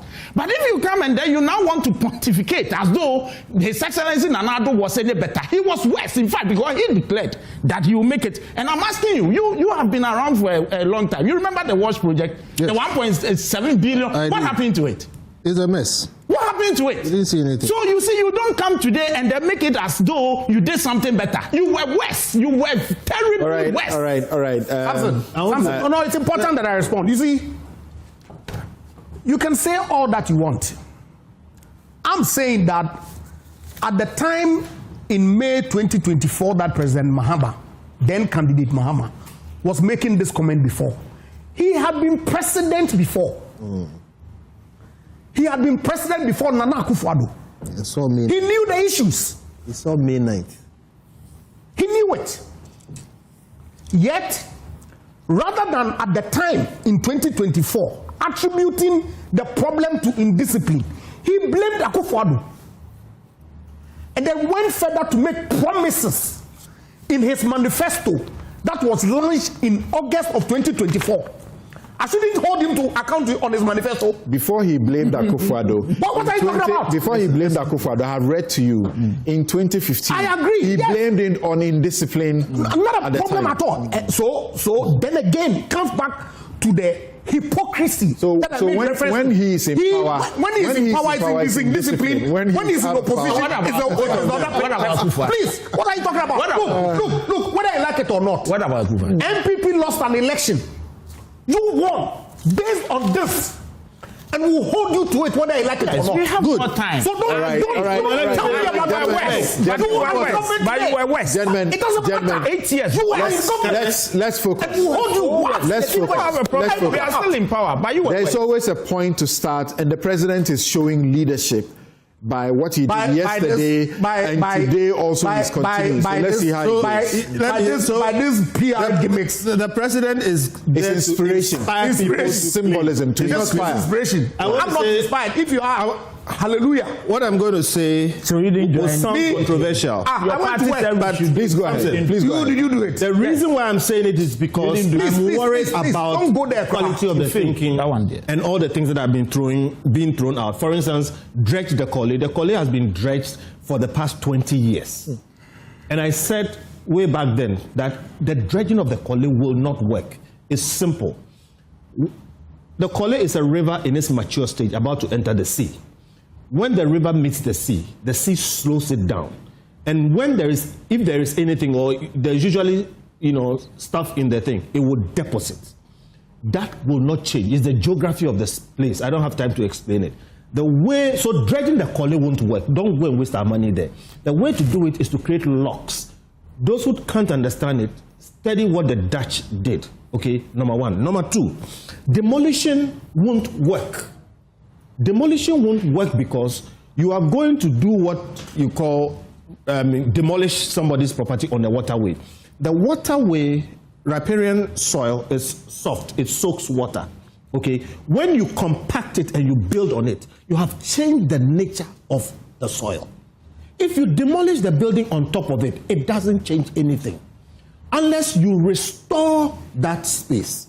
We'd never do that. Now, you can actually reclaim that land if you are prepared to engineer and make sure you create more space for the water that used to go there. Again, study what the Dutch did. If you are not sure, just Google how the Dutch tamed the sea. It's good you posted the alert and the warning before you made a statement. Yes. But an engineer had said this to me also, that demolition is not the way to go. It's already happened. Yeah. We can re-engineer. We should re-engineer because, you see, development is never in abeyance. You would always develop. And when you develop, you come into conflict with nature. When you take off some areas of nature, you have to compensate nature. So that's what we need to do. I'm saying this because there's a lot of thinking about all these things. And again, the politicians tend to do the easiest things. Go and demolish things, and then people will see, oh, you are doing something, they leave it there, nothing happens. So please, this is not the way. Again, it comes down to getting the right professionals and putting them to work over time. This kind of knee-jerk reactions, we do it, we leave and we go. And then, it is not excusable that after a week, you have vehicles in drains. When you have district chief executives, municipal chief executives, and all kinds of people supposedly running the city. And then it takes the president and a whole nationwide effort to go and fish these things out. Who is in charge of that? Why can't we have a situation where cleaning is done daily by people who we are paying to clean and who are supervised to clean? It takes money. They may not have the money. You think that the one responsible for the Alajo situation, the president was there yesterday, saw the situation. You think he would just sit down, watch it, knowing that the president is returning to the place again today? I think they may not have the funding to do it. You see the sanitation level we collected. Is it money? Is it not enough? 2 billion. You see how much Garrett projects. Okay, you see how much money we've spent on this thing. It's about leadership, planning, execution. Thank you. So, Ted and Juliet, we have your closing comments on this. So let's begin with Dr. Yemo. Yes. Okay, thank you, Samson. I would want to support most of the things my former schoolmate, Confidential, has put across. Okay. But first of all, yes, I want to say that it is very unfortunate that we are taking the... Sorry, Doc. I just remembered we are forgetting Kofi is an engineer. No, I'm not. You are not? No, I'm a fake engineer. You're a fake engineer. I don't have qualifications in engineering. Okay, go on. Samson, please, I don't want to go into that one. All right. What I'm saying is that it is highly unfortunate that we are desilting, we are moving garbage from, or in this exercise, and depositing it into a wetland. Wetlands have been abused. We don't have time for that. But once you touch it, you must restore it. You must respect it. Right. And that's partly the reason, yes, Kofi was saying that. And my issue with the landfills, please, what we are not doing is that we are not practicing waste diversion. If 70 plus of the waste we generate is organic, and we have another 15-20% plastics, if these are diverted from the waste stream, what volume goes to the landfills? That's the reason why we run out of landfill sites. What you are saying is that this waste we are dealing with is actually wealth. Exactly. So, and you mentioned employment generation. I've said it several times. If you go to the markets, where unfortunately you have heaps of garbage stuff there, 99% of that garbage is organic, that can be diverted and create. If you have a factory whose raw material is organic material, when do you run out of raw materials? And we are not thinking about these things. So, and it's very unfortunate. So the landfills, we should first divert the degradable material from it, and we'll be left with a volume that can be contained in the landfill, instead of just dumping everything there with all the public health issues. And then finally, we should consider relocating the capital and reduce the pressure on all of us. Thank you very much. That's a proposal. That's a proposal the president has made.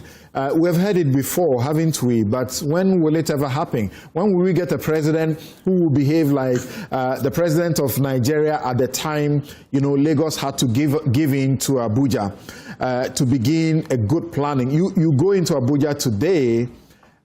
Long ago, 2006, as far back as 2006, I walk into Abuja and drivers, call them taxi or whoever, they will take you to a numbered house.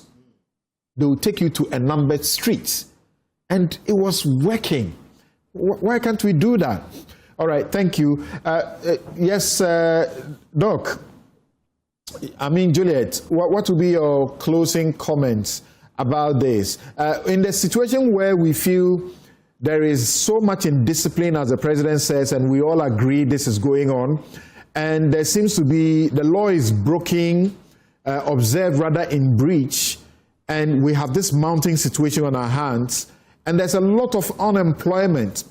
Should the president be thinking about what we used to call the tankers and mobilize maybe 1,000 youth, young people, perhaps those who sought to go into the security services and didn't get, the opportunity.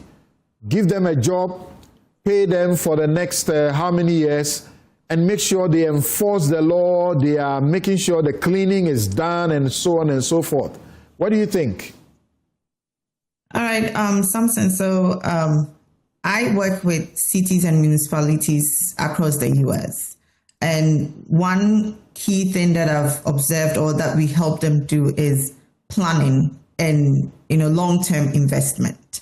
So all that you described sounds like a temporary fix, or sound like for lack of better terms, kind of a patchy work. But we need to help our cities think long-term and plan long-term when it comes to waste management. And I'll still insist that we need to address silt when it comes to choking of our drains. We are not addressing silt, and it's one of the things that will continue to choke our drains, even if waste management is dealt with. And so we need to address silt. Now, on the waste management, as I was saying, cities that I work with do 20-year, we do what we call integrated waste management master plan. We do 20-year planning where we take into account the number of people in the city, the amount of waste generated, the types of waste generated, right? And then we do, let's say, 20-year projection.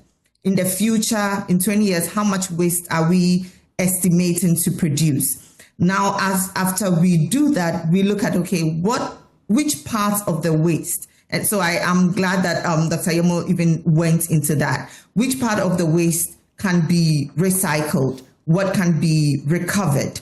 And based on that, we make provisions for what cannot be recycled that needs to go to landfill. And then we have engineered landfill sites.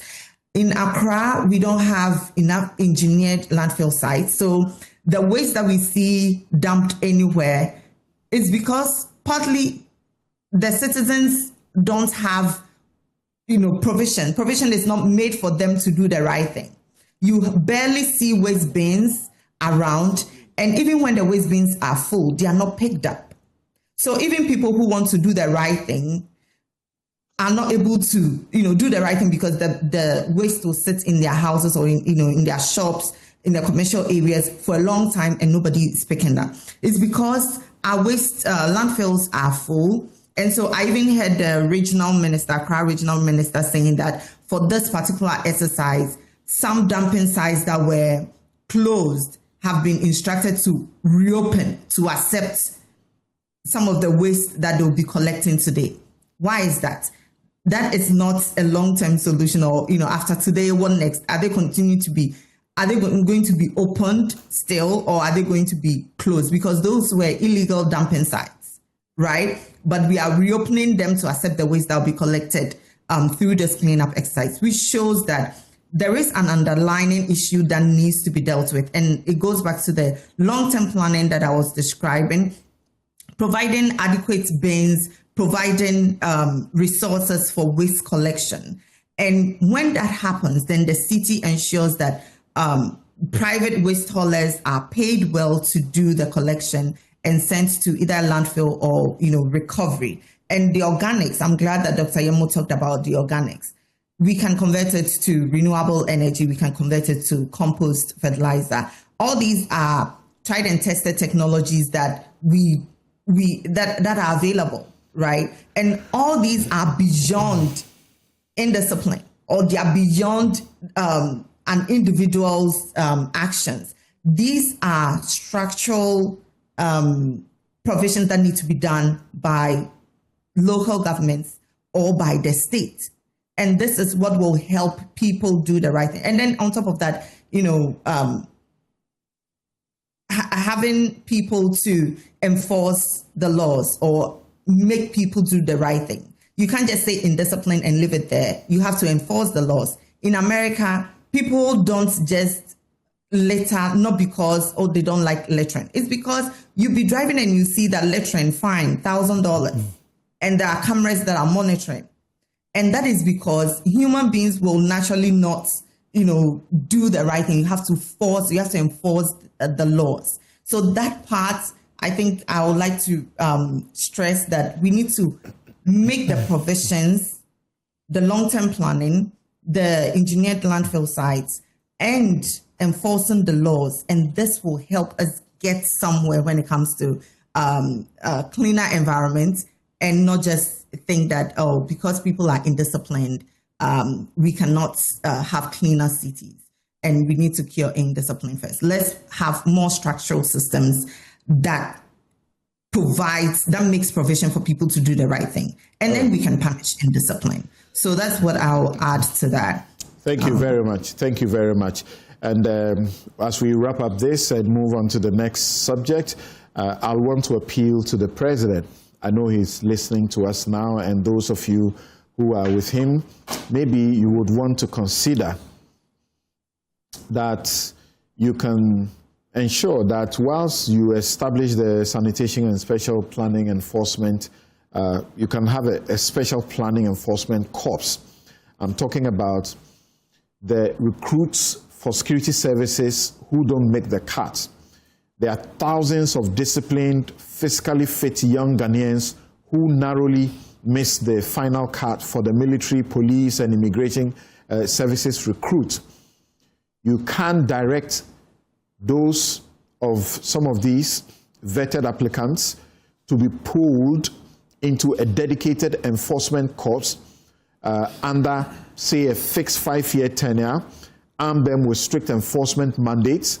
They will provide the continuous boots on the ground presence for our local assemblies because they lack that. And having also had the community service bill passed, maybe, Mr. President, immediately operationalize it by ensuring that the secretariat is put in place so that there will be immediate activation of the secretariat for that to also do some work. All the money in the garage and so on, we can push some of it as salary for these people to work. Yeah. There is a lot of indiscipline in the city. For instance, parking offenses. All right. Please, we can monetize indiscipline. Correct. Okay. All kinds of people are parked in wrong places. Told them, find them. You will make millions every month. Use it for sanitation. So, Mr. President, monetize indiscipline. Use that money to pay these young men to sort these things out. We need a dedicated force and proper thinking and engineering to solve the sanitation problem. Communal labor won't solve it. No, but it's something, you know, communal labor is in our law. Right. Chieftaincy. It won't solve anything. Right. Yes, it's in the chieftaincy. It won't solve anything. Section 63. It still won't solve anything. Oh, please. But it's in our law. Okay, it doesn't mean it will We're solve actually anything. done. Thank you very much. But Mr. President, I wish you consider the appeal. After listening to everybody else and seeing that you are overwhelmed by these things and it is happening over and again, I believe that the thousands of recruits who are getting some military training of sort, they are young, they are fit, they are energetic, we can get 1,000, 2,000 of them and direct some of this garage money that we are using for all sorts of things, building that is not working, and give them a tenure and get them into action. Please operationalize please assent to the bill that Parliament has passed just this month quickly and get the Secretariat to working. People committing misdemeanor offenses, let's not throw them into jail. Let's get them on the field and then get them to work as well. Thank you. We'll be right back. Welcome back, and let me share some of your messages with you. I'll start on quite a lighter note. Cedro Leonard is a lawyer, a very good lawyer I know, and he says, is it by happenstance or by design that all your studio guests have bald heads? You take off your I have hair. Cedro. Charlie. Some hair into the But does he have hair himself? He doesn't keep one. But he has half if he wants to keep. Yeah. All right. He's a bad guy. He's a bad guy. Darrell Bosu says that Dr. Juliet Ntiamwa and Percy Anab have said it all. We need bold, long-term fixes. Thank you very much. And then, who is this? Says that sometimes I see Joy News always want soundbite for their newsroom. If not, the politicians need to be ashamed every day they open their mouth. We pay presidential staffers huge sums of money and pay less to engineers, planners, and spatial analysts, and we expect them to succeed. We honor talkatives, and these talkatives assume they are wise, but they know they have nothing to show. Lecturers are all leaving classrooms to the TV and radio to join the talkative because it pays well. Oh, really? It doesn't really pay. This is commitment, sacrifices that people make. This is from Victor Apara. People don't get paid coming to the television to talk. Hated. You're right, they get hated. Oh, okay, you mean politics. I think that's what he means when he gets into politics. Prince Henry in Koforidua says, our problem in this country is politicization of everything. When we politicize it, let's still solve it. Why does the politicization stop the solution? So I don't get that part. In other parts of the continent, waste products are used to make money and create employment. God bless our homeland, Ghana. Thank you. And that's what I was saying. And you heard my direct appeal to the president. I hope the president begins to think about that appeal. This one, Nana Beyin, he says that it's true that the state is complicit in the indiscipline. And then he shows me the Sagleme housing project. Oh God, Sagleme housing project is still sitting there and rotting. Completely built across the path of two drainages are shown by the green. So he's showing me where we built the project. Around Legon, when we were there, 2001, 99, 2001, thereabout, 2000, 2001, thereabout, there were places somewhere down there that you could see their water containers outside of the gates down there. We are building on all those places. I think even the places where the McDan buildings all are sitting, you know, there are places that appear to be places that can contain, but we are filling them up and building. And we are building state property, so that's what I'm talking about, not private properties. Papa Bisu in Sphincter says, it seems we are confusing ourselves with two different issues. We have the desilting of drains done by drainage companies and sweeping streets of Accra by Zoom Lion. Hence, to say sweeping streets is no longer being done by Zoom Lion. That contract has been taken away from them. And we say because Zoom Lion sweeping the street contract was terminated, resulted in the flood. Totally wrong. Please and please, the desilting drains in the gutters. Some of us are aware that the sector equally goes through some bidding processes where smaller companies also have a share of the national cake. We do not need to confuse the two sectors. That's desilting drains and sweeping the streets. Okay, I'm not sure anybody has spoken about what you are talking about here today. This one says, quite an interesting coincidence that on Thursday, I went to the Adenta market looking for local chicken. We'll get there shortly. Wearing Ghana Army white Lacoste shirt during cleanup exercise with the commander-in-chief present, we can't even get the optics right. Leadership in this town is a mess. And Chubuetiako sent in that one. Okay, so I'll take a break on the messages and then we'll continue them shortly. But before then, Yakubu Ibn Chambers in Walwale says, on the flooding matter, the devastation is a consequence of our collective behavioral lapses coupled with political insincerity on the part of politicians. Nature, in its own wisdom, is whipping the citizenry into discipline. If the weight on the capital city is so heavy to bear, then we might just move the capital away from Accra. Part of the solutions President Mahama is talking about, but, you know, may take 2 8-year political cycles to be able to get that done. The solution for the perennial flooding lies not in rhetorical and lyrical mastery. Thank you for that. And the show, as always, is brought to you by Bank of Africa, strong as a group and close as a partner, MTN.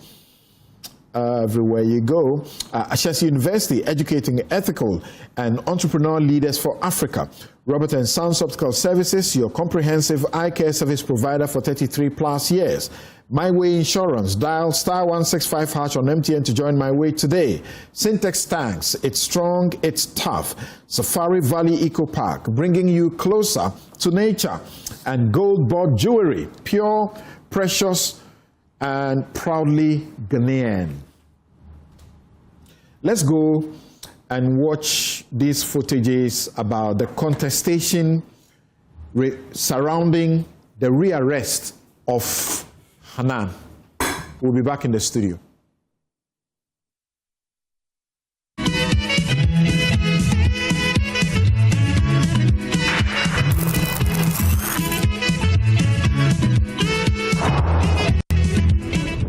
We were not given the opportunity to see our clients at all.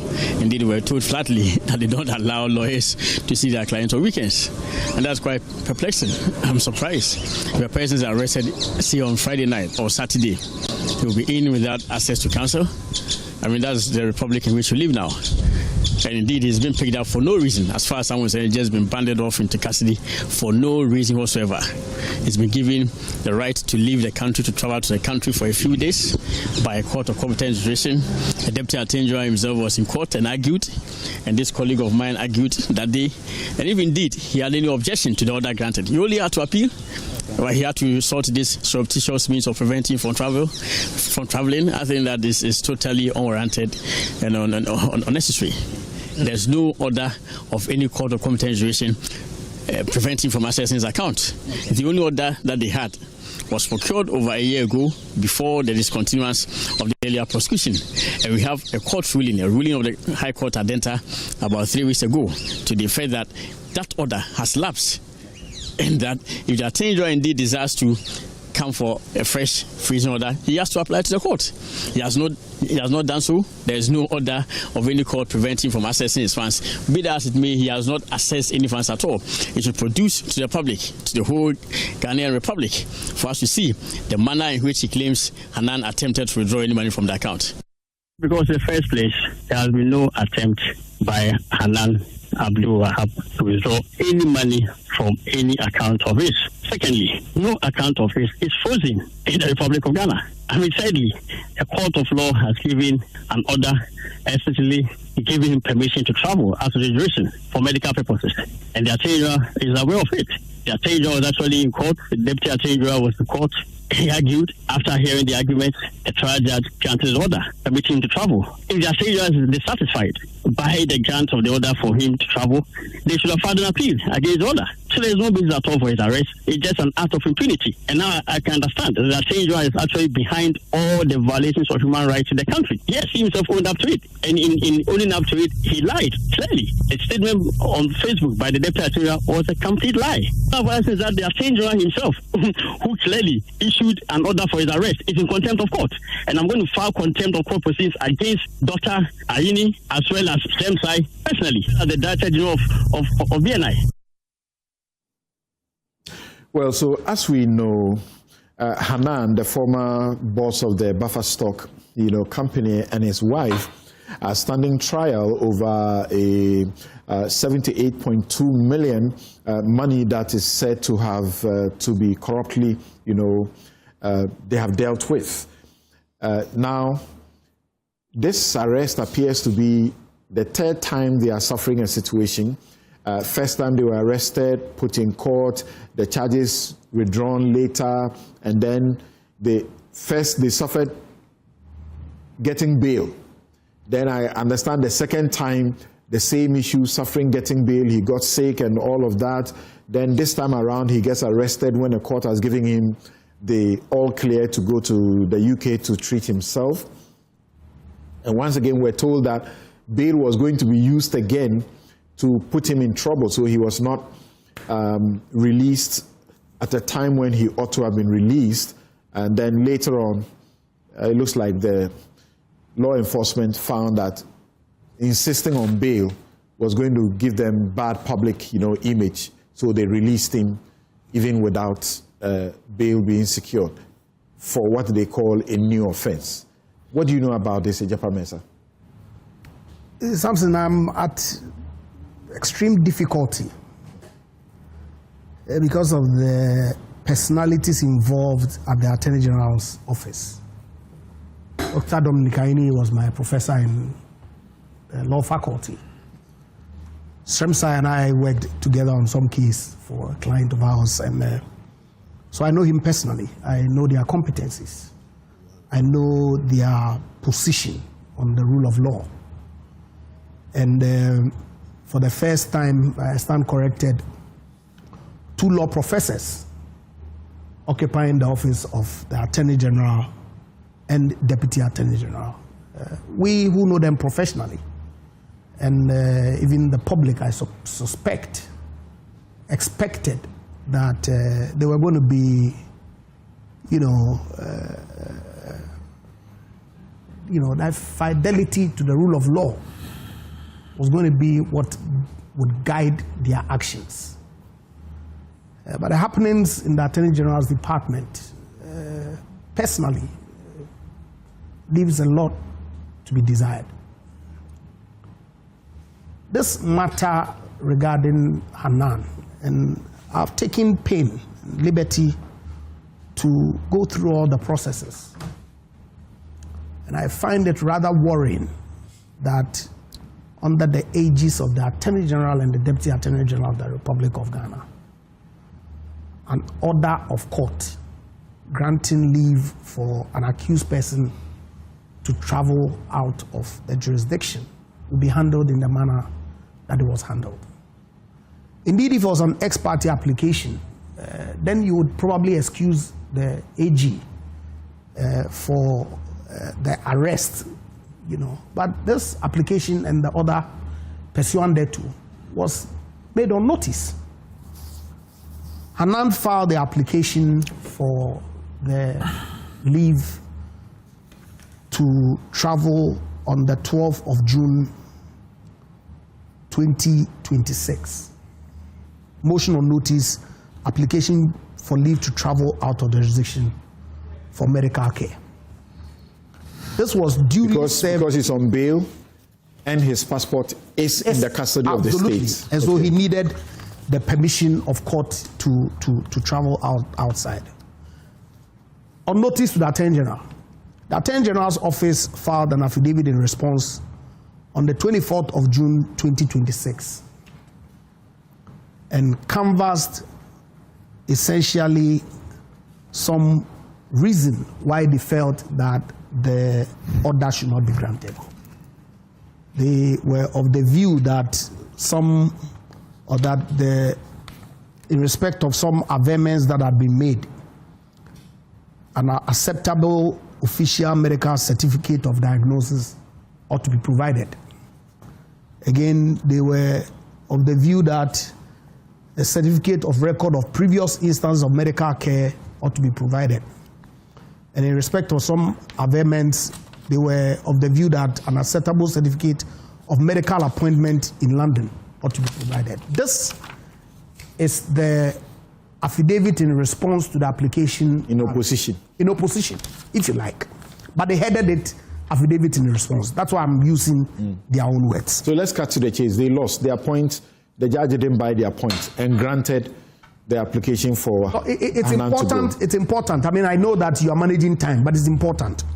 Hanan then filed a supplementary affidavit and provided additional information to satisfy the issues that the Attorney General's Department had raised. A date was fixed for determination of the motion. Oral arguments were taken, and the court, after listening to both parties, then granted leave for Hanan to travel to the UK and seek the medical care that he so required. He goes to the airport, and for some strange reason, he's arrested. The Deputy Attorney General announces on his Facebook post that law enforcement have a while ago arrested Hanan, who is currently standing trial for stealing and causing financial loss, blah, blah, blah. It was, however, Mr. Aludiba's attempt to use false means to empty his frozen bank account with the Republic Bank on Thursday, which occasioned tonight's arrest. That is to say, a new crime is being committed. That's why they have arrested him. According to them. Now, subsequently, the Attorney General files a motion for an order to revoke the leave that was granted to the first accused person to travel to London on dated 29/06. So expectation would have been that that attempt to empty his bank account would be what the Attorney General canvasses in his main application as the reason why the order of court ought to be vacated. Sadly, the Attorney General seemed to be re-arguing the application for the leave that Hanan, that they argued, pursuant to which the court granted leave for the accused person to travel. So I asked myself, they do not provide any evidence of a check that had been issued by Hanan on Republic Bank to withdraw the funds from his account. They do not provide any evidence of a letter that Hanan had written to the bank authorizing them to transfer the money to another account. They do not provide any evidence of an email or a withdrawal slip. So I asked myself, what is the basis of the assertion that the gentleman attempted to empty his account? The reason why a lawfully issued court order will be trampled upon in the manner that the Attorney General's office did when the gentleman attempted to travel out of there. And remember, their main point is that this account is frozen, so you are not supposed to touch it. But then again, that in itself is questionable. But first, because you are holding the affidavit that they have filed, the application together with the affidavit, and you are saying that the reasons that Justice Ramsay gave on social media about an attempt to empty the Republic Bank account is not made. Yes. Not at all. They only mention that A1, which is the accused person, submitted an order of court to the bank to suggest, if you permit me, it's okay to look for it and read it. Let me just read it. Okay, I thought I highlighted it. So Hanan had. Whilst you are doing, let me look for the specific paragraph. Yes. Hanan had, in a previous matter which was determined by the High Court on 20th of May, before His Lordship Justice Kwame Jan Osei, had sought for the court to vacate the order freezing. Let me read the specific paragraphs before you go there. They said that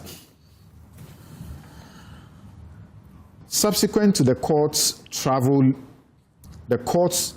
leave to him, after he had been granted leave to travel, Hanan attempted to withdraw all the money in the bank account, notwithstanding that the freezing confirmation orders on the bank account remained undischarged.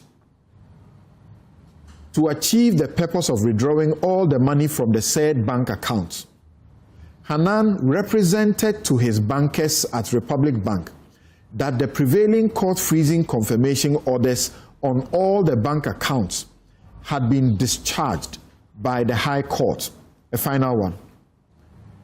The document which Hanan presented to his bankers as the basis for his representation that the High Court has discharged the freezing confirmation order is a court ruling in an entirely different matter, namely suit number so and so, May 20, 2026. Please go ahead. You see, Samson, that assertion comes to me as extremely strange. Recall that Hanan was arrested and charged. When he was arrested and during the investigation, the investigators issued freezing orders by the executive director of NKOKƆ, multiple occasions. And those multiple occasions required the confirmation of court on multiple occasions. And so the freezing of his accounts required that they go to court to go and confirm. That will require a suit number. The freezing of his property will require that they go to court for confirmation. That will require another suit number. But all those different suit numbers related to the same investigation based on which he was charged. Now, the Attorney General discontinued that charge. Right. So Hanan, thinking that that freezing order was still in place, then goes to court to seek the court to discharge his properties. This is what the court, after evaluating the fact before it, said. Right. The court said that indeed the applicant was cautioned on 30 June 2025 and the administrative freeze was issued on 29 August 2025. This is in respect of the properties that are listed in the application that Hanan brought to court. Okay. It is common knowledge that the Attorney General has since 5th May 2026 withdrawn all the charges against the applicant. This is the court speaking. This is the court speaking. Okay. Leading to his discharge by the High Court Accra. It is also common knowledge that the applicant has since been rearrested. This development has a direct effect on the present application because following the withdrawal of the charges against the applicant, the freezing order was automatically discharged. Question is the freezing order in issue restricted only to the matters that he had applied, or it applied to all the freezing orders in respect of the charge that had been leveled against him? Okay. He took the position, or his lawyers take the position, and I agree with them, that by this general principle that was established by the court, all freezing orders affecting his property, including his bank account, had been discharged by reason of the Attorney General discontinuing. The judge's use is not just discharged, automatically absolutely. Yes, because there's no case. Go ahead. And all actions that have been taken, or all orders that have been given by the court pursuant to the original charge which had been discharged, all those actions go falling out completely.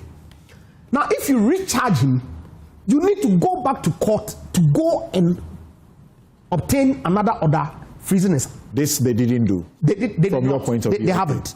So the court continued that the rearrest begins another process as the applicant ought to be cautioned and charged with an offense. Right. Then he proceeds to say that there cannot be a freezing order in respect of a property when no investigation or prosecution is ongoing. The court concludes, this recent development renders the present application moot. So the court is essential, for there is no valid freezing order in the first place following the withdrawal of the charges against the applicant. The application is therefore struck out.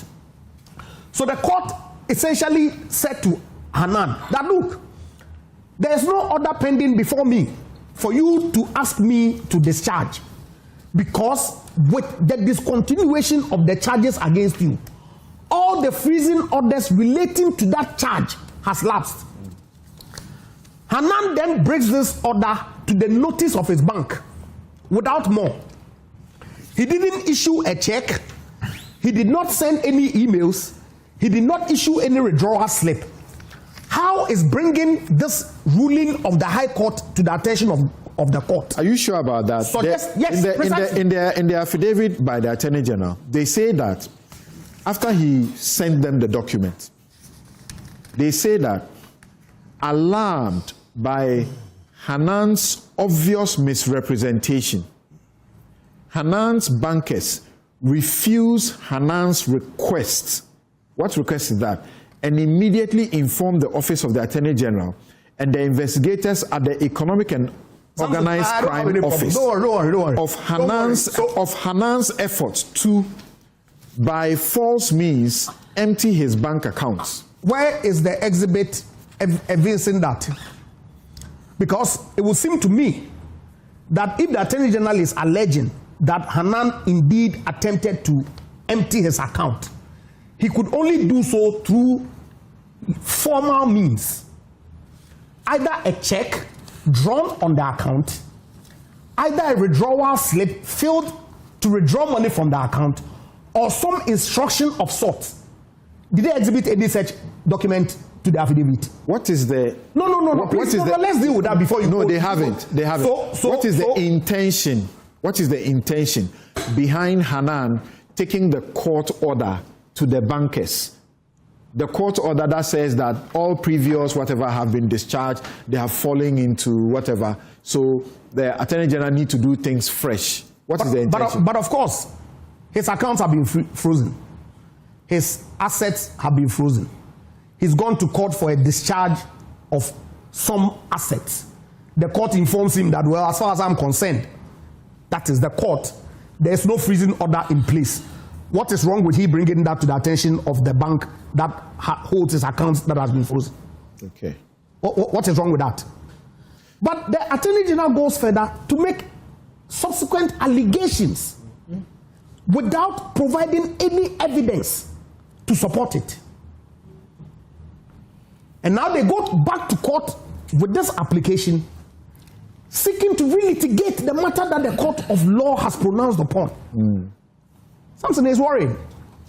And I beg of my good friends, a lot of us have high regard for them. They being me, I'm an MPP man. Okay, wishing for Dominic or Sremsai's removal will not lead to me being appointed in their place. I wish them well. But the office that they hold enjoins them to act in a certain manner. It is not only this, I'm sure we'll come to the Abu Trika one. And you've seen the write-up that Oliver Baka-Vomao has put on social media. About the state being abusive and disobeying court orders. It's worrying. Okay. Especially with the kind of petty I'll bring Bernardine. Of us have. Thank you. I'll bring Bernardine. But let's Kofi come in. Let's Kofi come in here. Kofi, so what do you see? Look, what I see is a worrying trend. A worrying trend of the might of the state being deployed against one person in a crude manner that nobody. Not to interrupt you. Don't you feel that the Attorney General has a sense that in the previous regime, under Godfrey Dame, many of the people standing at trial got the same kind of permission to go for treatment abroad, counting from Sedina, Tamaklo, Opuni. There was that man who was standing trial with Atoforsen and Japa, who was eventually, as it were, Animana, who was eventually, the case was discontinued against him because his health was failing him. Don't you feel that they have a sense that we can take lessons from that history? That when these people get disorders and they go out, they say, we are going, we'll be back. They may not come back. The point is, if that was their fear, then at the time when the man applied to the court for permission to go out, they should have said that. And they should have taken steps to stop that. And by the way, we have bilateral relations with other jurisdictions. There are all kinds of ways of making sure. That is when I come in and say that, look, we should focus on the things that matter.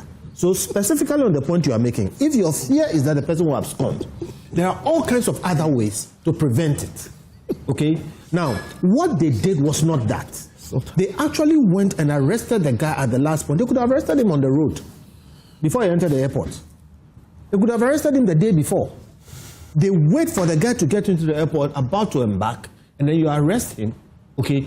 And then the charge was that he was trying to access his own account. So it is not what you are saying. His own account that has been frozen. Wait, I said his own account because at the time, there was a discharge on the thing. The basis upon which the account was frozen had been vacated. And there was an order to that effect with the judge. That is what Ejapa read. That's right. Expressly stating that there is no issue against him. So everybody would take that to the bank and say, this is my discharge letter, give me my money. It is for the bank to say, hey, I haven't been told, so wait. Or for somebody else to raise anything, but he has no problem whatsoever in presenting that to the court. So for somebody to raise that as if it is a crime, it's worrying. Attorney General is saying in court that when you went to court for the discharge, you went to court for the discharge in respect of your properties, not the bank accounts. It's a comment, which is actually judicial ruling, that says that affects your bank account.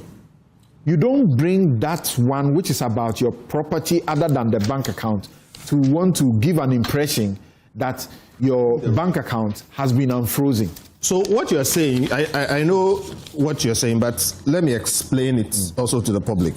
You go in to buy one good. The owner of the good, the person who has authority, says that take all the goods. So you take half of the goods and leave the other half. Somebody catches you at the gate and says, you came to buy one, why are you carrying 4? You say, oh, the man said I should take all. That's what has happened here. You go in, and the judge makes an express, when you said a comment, it's not a comment. This is a ruling of a judge. I qualified it later. Yes, yes. It has the force of law. And it says that there is nothing before me. All these issues that you are referring to and the things that come with it, they are dead. He used the word automatically lapsed. Automatically lapsed. This is a layman. Even for us lawyers, that is sufficient authority to present before the bank. The bank can say, I haven't seen it. But there is no problem presenting that before the bank. And the point I was making when that came in was that, so when the learned attorney general, and like Ejapa said, these are our friends and colleagues, we know them, they are good lawyers. When he goes and says that constitutes a crime, it is worrying. It is worrying because it is either extreme sloppiness in terms of appreciation of the law and the issues, or it is malicious. And like I said, they could have arrested him on the road. They could have arrested him at 37. They could have arrested him in front of the airport. You wait for him to clear, and when he's going, you arrest him. My worry is that if it happens to Hanan, it can happen to any of us. And look, in MPP time, like you're saying, you saw similar things. My question is, when is this going to stop? And who is going to be the next? The point I started with is that no matter who you are, even if you are the president today, if the powers of the state are arrayed against you in this manner, you will suffer. So look, we should get to a point where we stop these things. This man, okay, has been arrested 3 times. And when you have that situation, look, at West... This time he spent 4 days. 4 days? Previously he spent far more. Okay, 4 days. And let me make this point. Look, no complaint of sickness is unserious.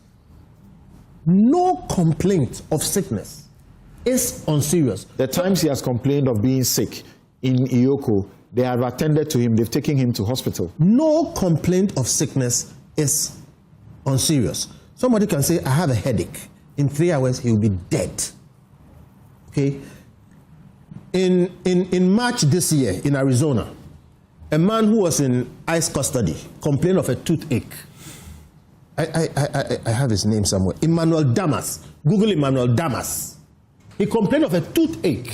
And the ICE people refused to take him to the hospital. He died. And when they checked after he died, they realized that the thing was infected. And the infection killed him. The point I'm making is, when you keep a man who is complaining of sickness for 4 days, you are putting his life at risk. Look, no matter what people have done, and by the way, when it comes to buffer stock, when they started buffer stock, I complained about it. So some of these things, when we talk about it, we say you are defending the president. No, it's a different matter. Okay, they arrest him, yes, and the lawyers go there. The BNI people say, we don't work on Sunday. But they were able to arrest him on Sunday. And by the way, when it comes to human rights and habeas corpus, as in keeping somebody, Sunday is also a day. You can die on Sunday. So that point, you see, sometimes the lower level guys say things which the upper level guys know are not true. So look, I was saying, this looks like an abuse of state power. And that's what worries me. Because the learned attorney general and his deputy know the law that we also know. And if it's an abuse of state power, where will they stop?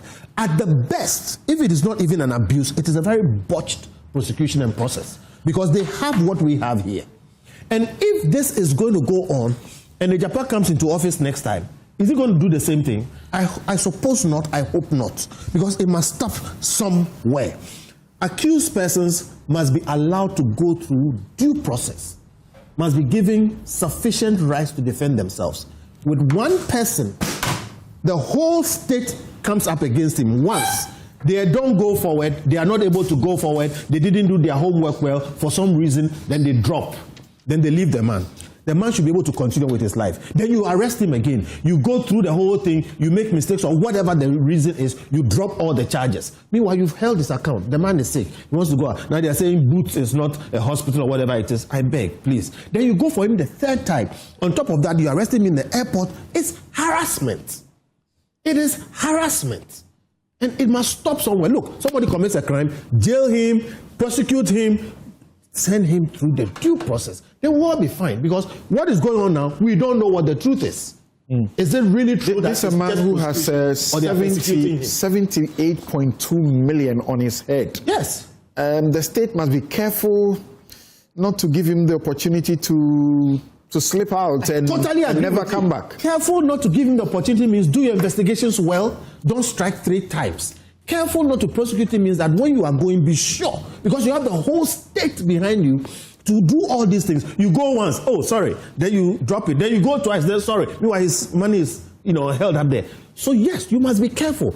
In your care, we lawyers know, they say it is better for 1,000 guilty people to go free than for one innocent man. 99. Yes. So please, we are not saying don't do your work, but the evidence on this, 3 strikes, holding his account, preventing him from traveling, putting him under all this stress, it's not prosecution, it is execution. Bernard, there are people who feel that Hanan Aludiba is being unfairly treated, particularly the times when he has suffered detention.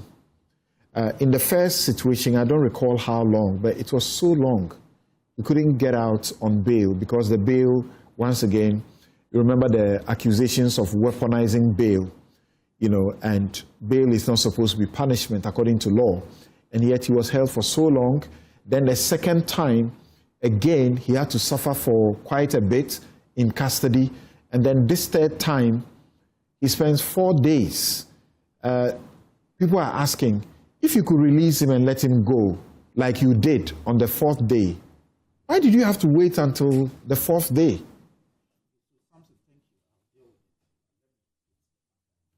The right perspective. It's important, especially as you have put it, a certain narrative as though the state represented by the AG is on a certain mission. So let's put the matter to the right perspective. Look, as my senior Japa said, the gentleman filed an application for leave to travel out on medical grounds. The reason you see the affidavit deposed to by the office of the AG to be affidavit in response was that the first day when the case was called, the AG had not even filed an affidavit in opposition. In fact, but the was in court, and the deputy AG raised issues that they are not in principle against his travel, but they want to see certain document. And the document, of course, to prove that indeed he needed that services outside. Oh, okay, now that clarifies it for me. Yes. That's why they intentionally didn't call it opposition. Okay. And it is even here, when you read paragraph 5, you would see that they said that they are in principle not opposed. You read it to the paragraph 5. The Attorney General is in principle not opposed to Hanan being granted leave to travel out of the jurisdiction for medical care. Absolutely. However, Hanan ought to provide the following particulars to enable the court to properly and effectively consider and determine the application. And then he brought those things.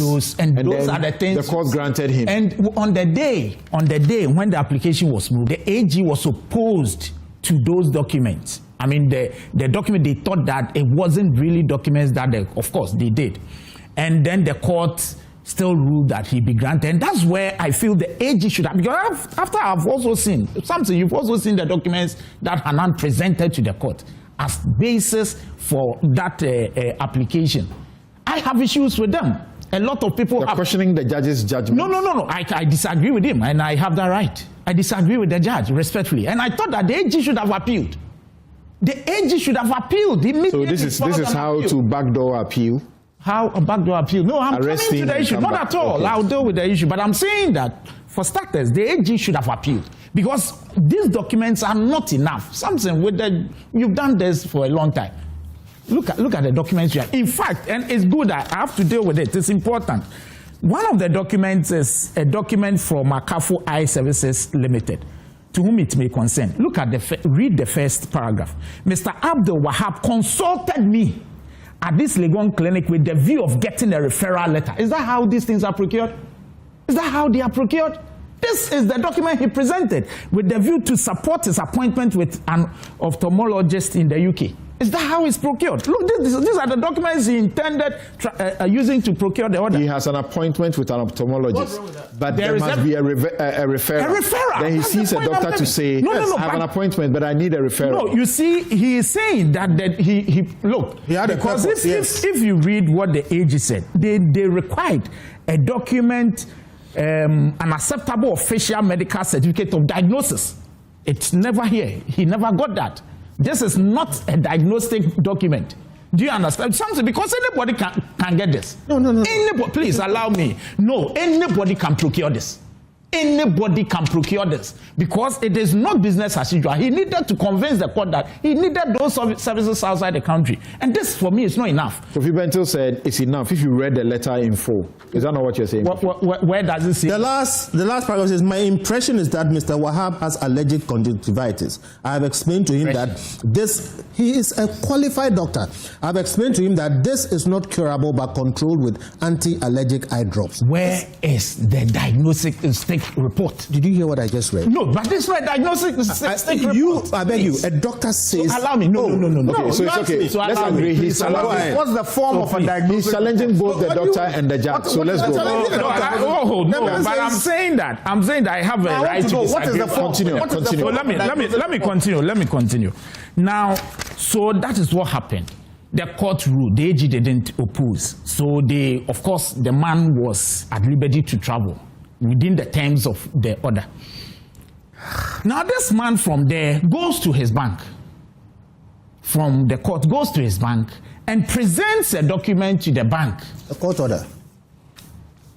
Relax, please. He presents a document to the bank. And the document for him... We don't know how the document was presented, whether he went there or he sent it by email. No, so you said he goes to the bank. The information I have is that he was there. Okay. That's the information at least. I've heard conversations that suggest that he just sent it. He didn't have to go there. Well, I know. I've also... Okay, go ahead.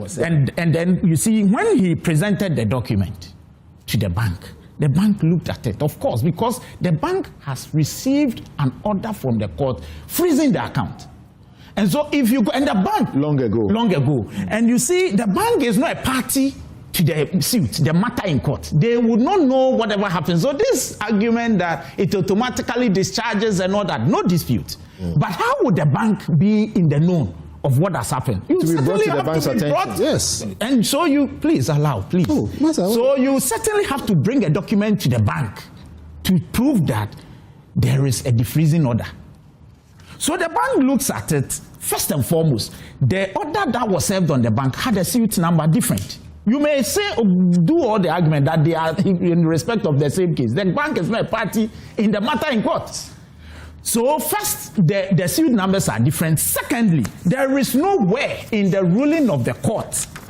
This is not an order anyways. Let me put it this way. It is a ruling of a court. And Sam, you agree with me. What is the effect? Oh, the effect, yes, but we've been using this. We are doing. Go ahead and make a point. So I'm saying that when the order, this document was brought to the attention of the bank, and I state here that there is nowhere the court refers to any account number.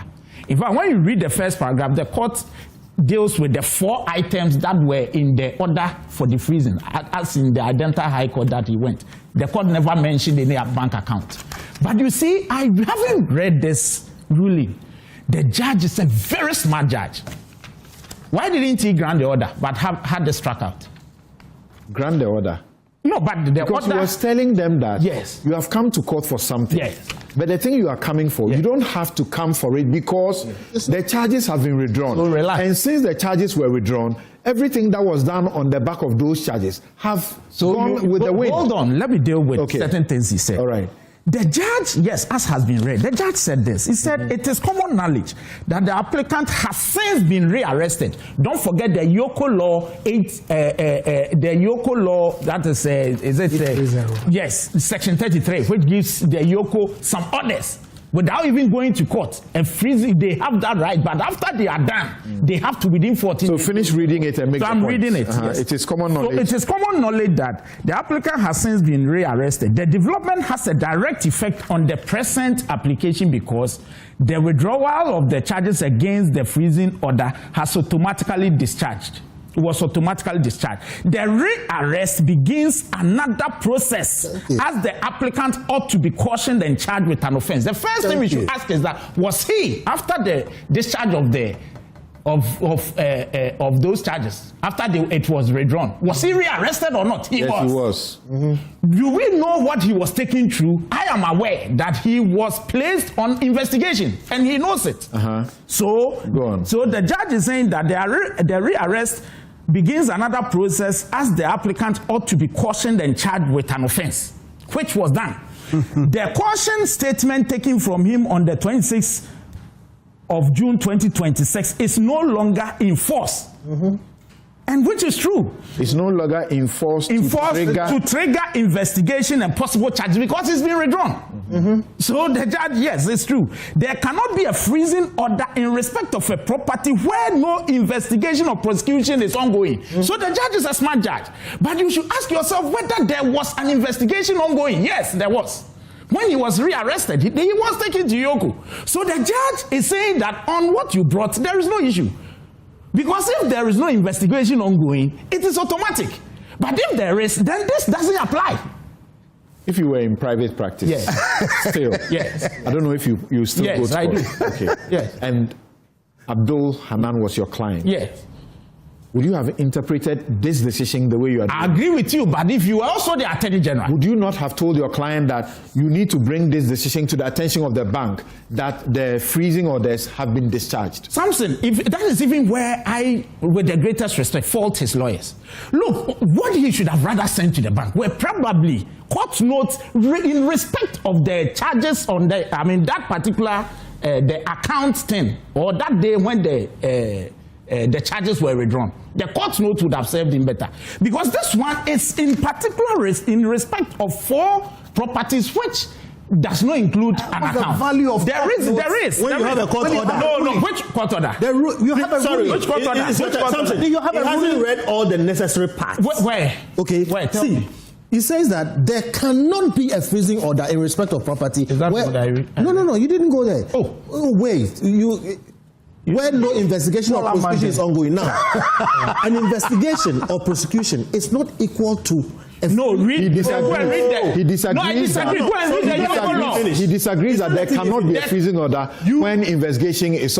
No, here's the point. Please, then let me make a small point. No. Bernard, you have a bank you're not listening to me. I'm saying that you are making the contrary point against what the judge said. Yes. From where you said the judge is wrong on that point. No, the judge is not wrong. My point is no, the judge is not wrong. I think it's an important point. You can be investigated for so many things. Doesn't mean your account is frozen. To freeze your account, there must be a specific motion for that. Not be granted. No. There's normally. If you are being investigated, your account is not automatically the first one. This specific.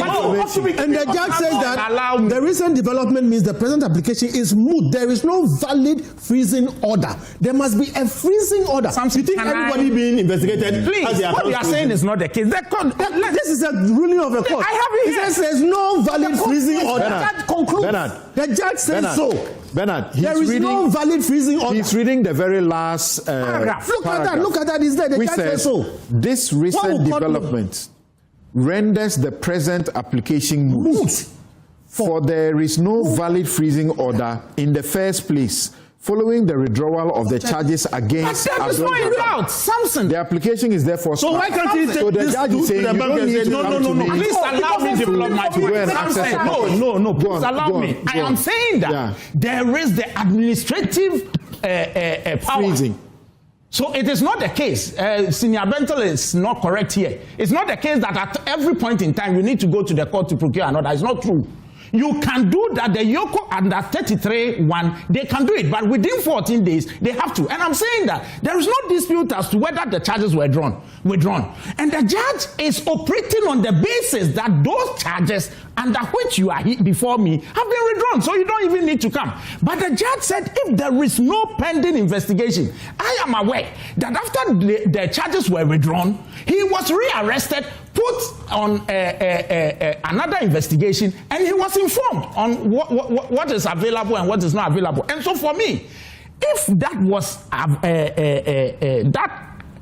how do you call it, that charge was on him and he was being investigated, and the Yoko officer, as I'm hearing, freezed the assets from there, then the Yoko under the law of the Yoko, the 804, it kicked in. What they should have probably done, beyond the freezing, maybe within 14 days, they ought to go to. So if they are saying that there was no freezing on the order because the charges were withdrawn, that is a fact. And the judge smartly said that if that is not there, then the reason you are before me... Guys, I think you should listen to Bernard a bit here. He says that when the judge says, wait, hold on. When the judge says there cannot be a freezing order in respect of a property where no investigation or prosecution is ongoing, what the judge was suggesting here, according to Bernard, is that for as long as there is ongoing investigation, there can be a freezing order. But again, how do you marry that with the final statement in the ruling, where the judge says these developments render the present application moot because there is no valid freezing order in the first place? So Samson, simple. The answer is simple. It's expressio unis. Kofi, it's expressio unis. Yes. This application was not ex parte. Which one? Yoko was there. The respondent is represented by Rabiatu Abdullahi with Ebenezer Jiman. So Yoko was there. Samson. So it is not a matter that you can say that the judge was making statements out of 10 in the absence of the relevant parties. Both the applicant and the respondent were in court, represented by counsel. Samson, what are you talking about? Samson, I am saying that there is nothing. But you said it. Samson said it for you. Please. We were responding to Samson. He was speaking for you. I listened to you. I have a few other things to say. Please, allow me. You let him finish. Let me do. There is nothing wrong with what the judge said. Okay. There's nothing wrong with it because the judge premised it that if there is no ongoing investigations, then you are before me for nothing. How do you reconcile that with the final? No, but the final is always based on, we all read judgment. It's on because the judge is saying that you are before me and you've exhibited a discharge, whatever, that the charges have been discharged. If it's been discharged, then it's moot. But if there is an ongoing investigation, of course, the judge will not continue on that tangent because he's not. So why strike out the application? The judge said the reason the judge said the application is moot is that for there is no valid freezing order in the first place. Yes. Following the withdrawal of the charges against Abdul Hanan. So if he is rearrested, it's on a different if he is, please. At the time that this ruling was delivered, he had been rearrested. Yes. But you hadn't gone for any freezing order. No, you don't need to because you don't necessarily have to. I'm saying that Yoko has administrative step has not been taken. And that would not be before the judge because they may not have come to the judge. But Yoko was there. What you are saying is that as a matter of fact, yes, since the withdrawal, yes, there has been a new that is what they don't want to hear. No, I'm asking you. Yes. Are you confirming? Yes. That since the withdrawal of those charges, there have been a new. Yes. I am telling you, by Yoko, by the lawyers from the judge. Yes. The withdrawal was done when, and if we know the date of the withdrawal, we will know whether it has been time for them to go for a confirmation. That's a different matter. If they don't, if they haven't, you won't say there's not been a freezing order. You will go to court. But if you don't go for a confirmation, what you did also lapses. Have to go to court and then seek to set aside that order because for lack of maybe refusing. Can I also say my one small thing? But you cannot say there's not been a freezing order. Can I say my one small thing? Please allow. You've said your own. The withdrawal was made on the 5th of May 2026. Okay.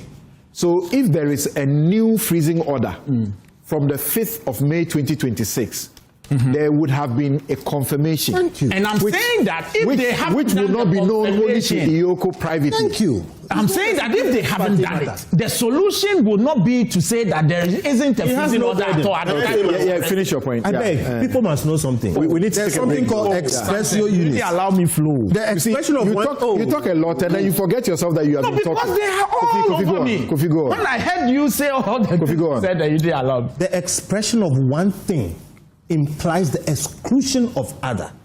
It is said here, it is moot, there is no valid freezing order. It cannot be that there is. 1. 2, if you are being investigated, it does not mean automatically your accounts have been closed. 2, if your accounts are going to be closed, that thing must go before the judge must agree, and then it is closed, and you must know. It is not ex parte, it is not a secret. Okay, so, and the last point, what is implied can never overrule what is expressly stated. Okay, we have what is expressly written here. Stated. No. There is no evidence that there has been a new order freezing the account. Yes. So Kofi, you see what he's asking, what he's saying is that administratively they would have done some, but it is not known. But the point that raises is that IOCO was also in court over this matter. That's the point. That's why. So did they tell the court that there was a freezing order? If they had told the court that there was another freezing order administratively, can the court make a pronouncement and say there is no one? IOCO told the court that. So can I also make my point and finish? Because you are trying to help me now. So he is implying. No. I beg. I'm not implying. Show me the order that says there has been a new freezing of the account. He's implying and assuming. And I'm saying when we have a court order in front of us, even that says that the old is dead. If that order in writing, you are telling me that implying? Why did the Attorney General exhibit it to his new application? And my last point. No. Yes, the Attorney General did not exhibit it. In what? Yes, in this the new application for revoking the leave. The leave, yes. He would have added that since the withdrawal of the charges, there has been, as you say, a new freezing order. No, but who is disputing it for the AG to file something to that effect? Who is disputing? Because the judge has said in the ruling that there is none. No, but the judge operated on the basis of these 4 properties, which has nothing to do with whatever may have been said. It's in respect of the 4 properties. No, read this. So I didn't finish what I was saying. That if you were the Attorney General, and this matter came up, and you were going to court for a revocation, and you know that there will be. It will turn on this interpretation. How you will still not exhibit? Maybe you will not exhibit that. Where is the order? Yes, there may be. If they so say that when you say a supplement, that's different. That you file later. But at the moment, there's no dispute. Okay, if they file the liberties of Ghanaian citizens, they filed this only 2 days ago. You said what? So they should respond and say there is no freezing order. Then the AG, if there is, would file a supplement. Okay. But at the moment, there is no dispute. Where is the dispute that there is no freezing? He's landed. I'm being asked to take a break. That was the evidence before that. No, it is in respect of these 4. And I still submit. I have said that the implied cannot overrule the express. We have the express. He hasn't shown us every evidence. I said, even if the evidence, please, even if the evidence existed, okay, Hanan is fully within his power as a bona fide person without notice to go to the bank and say, I want my money. Oh, I get that point. And let the bank produce that other one.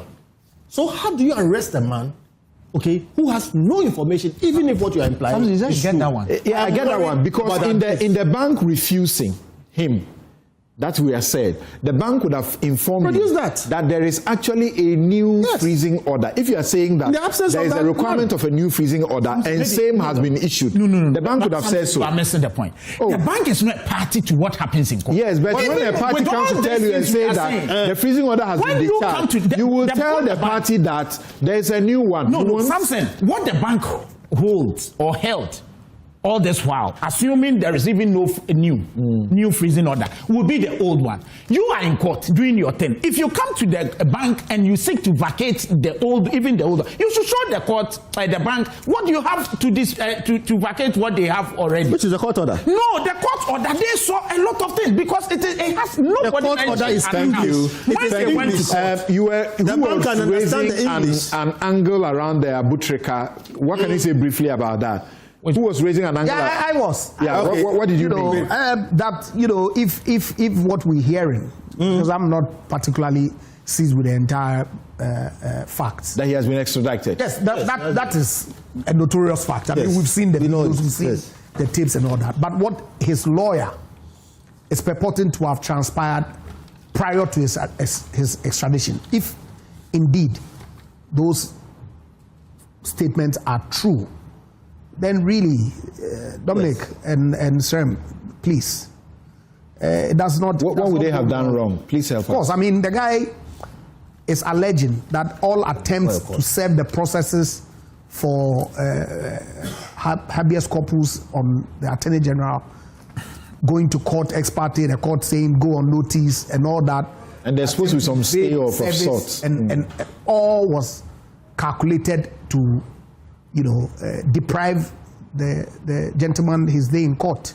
And he was bundled and sent away. I don't think it's proper. And so the Attorney General and his deputy. So even if there would have been extradition, it should have abided the court hearing the matter. Absolutely. Without Bekofi, why are we acting surprised? By my checks, this is the first time that the extradition of a Ghanaian to the US has suffered this kind of delay, where a lawyer goes to court and successfully gets a situation where the guy is not extradited. And it's been how many months since he should have been extradited? The Susudis case, some of us are old enough to remember the Susudis case. It didn't go this way. They exchanged him for many more Ghanaians. All right? So please, this is not. If what we are hearing from Oliver is true, then the Attorney General surrendered our sovereignty as a country. Because effectively what it means that they overrode our court, they walked roughshod over our courts, who were seized with a matter and took orders from another country and sent a Ghanaian citizen out to some other person. It is a surrender of our sovereignty, no matter what that guy did. You should never do that. Look, me, I'm a proud Ghanaian, all right? And for whatever it is worth, if you don't have anything at all, you should have your country behind you. Please, we are dealing with the USO. So? You're talking Garrett and whatever. They are the ones giving you money for a lot of things. Then we don't have any sovereignty. You are poor. Garrett is a World Bank loan. We don't have anything. On a lighter note, somebody sent me a joke and said, if Oliver knew they were going to extradite him, he would have gone to take the key of the plane. All right, that's interesting. Thank you very much. The show, once again, is brought to you by Melcom, your #1 shopping destination. Waylead, your trusted home builder. Bethel Dental, the smile starts here. St. Thomas Eye Hospital, providing excellence in healthcare. And Kel Charcoal Toothpaste, happy smile. We take a quick break. We return to ask if the NKOKØ project is a scandal in waiting. You're welcome back. This is Newsfile. It's your most authoritative news analysis platform. And as I always say, mark that. When we say most authoritative, we mean it. And my outfit, as always, is by Habil's Couture. You can call them 0200 84 1988.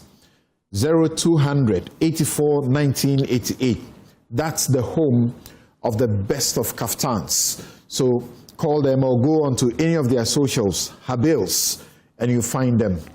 They will make you look good. Just a couple of your messages before I bring in the poultry farmers and my guest on these matters.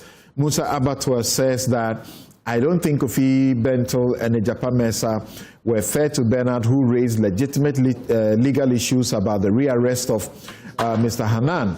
If the Attorney General's allegations are true, then the court must take a second look at granting him leave to travel out of the country. The rearrest reinforces the principle of accountability. The Kenoforiata case should serve as a lesson to the Attorney General and the court that all public officials must be held accountable for their stewardship. Well, there's even a suggestion that for the first 1 year or so, if you have left government or public office, we should hold you to be in the country. Don't go anywhere. This one says that NKOKØ, how different is that from the Akonfem that flew to Burkina Faso? Chris sent in that one. Ernest Osei says that it's amazing how we have shifted from solving real problems to hiding behind optics and worthy statements that offer no real solutions. Flooding should not be treated as just another natural disaster for us to comment on, placate victims, and then wait for the next edition. What we need, and none of this is new, are real action, systemic planning, and committed development backed by consensus enforcement and building regulations and effective management and maintenance of cities, safeguard buffer zones against the unbridled construction on water courses, parks, forest reserves, creeks, marshy areas, roads, and other protected lands, among others. He says our leaders should spend their time finding real solutions, not playing to the gallery. Otherwise, the next flood will not just expose us, it will wipe all of us out. God save us. From Ernest. Well, me, I've been asking myself, after June 3, 2015, when over 154 died and over 154 were injured, some of them are looking, you see them, their faces, everything bent, cooked, and they are around. And if we didn't take any lessons from that, what else? After hearing my senior Bernard and the answer to your question put to him, it is worrying. We, the junior lawyers, are listening and learning, but such gross misinterpretation of the ruling, which ruling we junior lawyers can appreciate, politics has done much harm to this country than what is wrong. Please tell my seniors on the platform that we are also watching and listening to them for education. That is from who? I can't immediately identify you, but thanks for your message nonetheless. This one from, oh, too many of your messages. Which one should I read for you? This one from Gamel from Ewutu Obrachre. He says, what I have learned from you is that when it comes to the law, it is not about emotion. Senior, ask Honorable Bernard if administration order supersedes a court ruling. Then my question to him is that it is not the same administrative authority. Is it not the same administrative authority that her ladyship took on based on and traveled with her family, and it was used to remove her? Okay, not exactly the same situation. This one from Mark in the US of A, that Boots in London provide optical services. Boots Opticians is a major chain with multiple locations across London. Services they offer include eye tests, essential eye tests, covers the fundamentals, advanced eye tests, and OCT scanning for detailed eye health, ultimate eye tests with Optoma technology. How to book. Then he shows how to make the booking. All right, but you are concerned that in Germany, they import waste to process, and that includes facilities in Eastern Germany. Germany as a whole is a major importer of waste for recovery, energy, and several of the big waste processing sites in the former East. Okay, stressing the point about how we can leverage on making money from waste. Thank you. But let's begin this discussion, and we don't have too much time for it. So, Kofi, yeah, I'm going to the Poultry Farmers Association online, but let me begin with you. NKOKØ, are you surprised about what you are hearing, that people got the checks, they read them, and they are looking for sort of off-takers, is it, people to take them, and they didn't get a market, and then they began to, consume them. And the minister said he immediately mobilized those who could. They went, they got some of it, and some are sending him pictures or videos. They are laughing at him that we are eating them up. I am not surprised because after 30 years of public sector advocacy, 20 years of Imani. This is what happens when you don't have a plan. And consistently we see this happening. And when these things happen, we do the analysis, we come up and we're able to say that this thing is not going to succeed. And people say, oh, we are hating. Yesterday, somebody sent me a message and said I'd become a prophet. And started tracing from STX, when we said, no, this is not going to work, to Commander Sugar Factory, when I said that, look, it's going to produce propaganda, not sugar, all the way, to a number of things that we've said. But we don't say these things because we are not happy that somebody's trying something. It is not everything that should be tried. Sometimes sit down, do the planning. You are going to invest 245 million Ghana cedis. And you go and give somebody 2 chickens here, 3 chickens here, 4 chickens here. And what do you expect? So the failure was to be expected.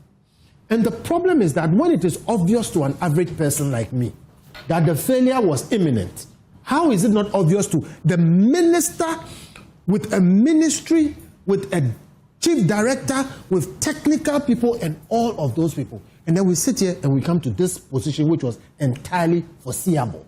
All right? Now, I still don't have a plan in terms of how they are going to fix this. The last time I heard anything, you know what they said? They said they were going to give NKOKØ to parliamentarians. Yeah, he was saying it in the House. That's dastardly. Because you see... He said the parliamentarians, most of them are farmers. But please, you see, how do you solve the poultry problem by making parliamentarians part-time poultry farmers? Do you think the parliamentarians are going to sit out there? You think poultry is a small thing? Okay. We are importing $600 million worth of poultry every year. I know that. And I've had poultry farmers sit here and shock me that the poultry we consume, we don't produce 2% of it. I know that. Let me tell you why I know that. I was invited to Israel by some people who want to come to Ghana and do a $35 million poultry farm because they've read about this thing and they think they can solve it. Agrotop, they've done it in other countries. They have come to Ghana. We've tried to set up the thing, trying to get it off the ground. If that were to succeed, and by the way, they are looking for land 1 hour from the airport, and all those things are going on. That is the kind of effort you get behind. We've been working on it for 2 years. We have not made that much progress. If you have money, you look for these ones and you solve them. If you want to solve the 600 million poultry, whatever, and by the way, we've spoken to some of the biggest poultry consumers in the country, and they tell us about their own efforts. Okay? And one of them says that they're happy to support us if we can take it off the ground. My point is, like I said, you have a ministry, you have directors, you have experts, you have all these things. It should be possible for them to tell you that NKOKØ has 0 chance of solving the poultry deficit in Ghana. Because I can say that here. The way I said Commander Sugar Factory, the way I said all the things, I'm saying this. NKOKØ will fail. It will not solve the poultry problem in Ghana. The money will be spent, wasted, and stolen. Is it not too early? Is it not too early? It has been 241 days since the launch. We have spent 245 million. Don't you think we should wait a bit so that we would know how much it is reducing the importation problem we have and boosting local production? I can tell you as an analyst, even from day one when we complain about it, that if you look at the plan, what they are executing, it has 0 chance of success. You can't sprinkle day-old checks around the zero. Mark today, and I'll tell you exactly what will happen. They will come back and the money will be spent, wasted, and stolen. We will not have the poultry problem solved. They will tell us long stories about why it failed, and then we'll have investigations about who stole the money. We've seen it with SADA, we've seen it with everything else. What they should do is get serious people to go in, produce poultry on an industrial scale, and sell. Let me talk to the Chief Executive Officer of the Greater Accra Poultry Farmers Association, Ali Mohammed. Ali, thanks very much for joining us.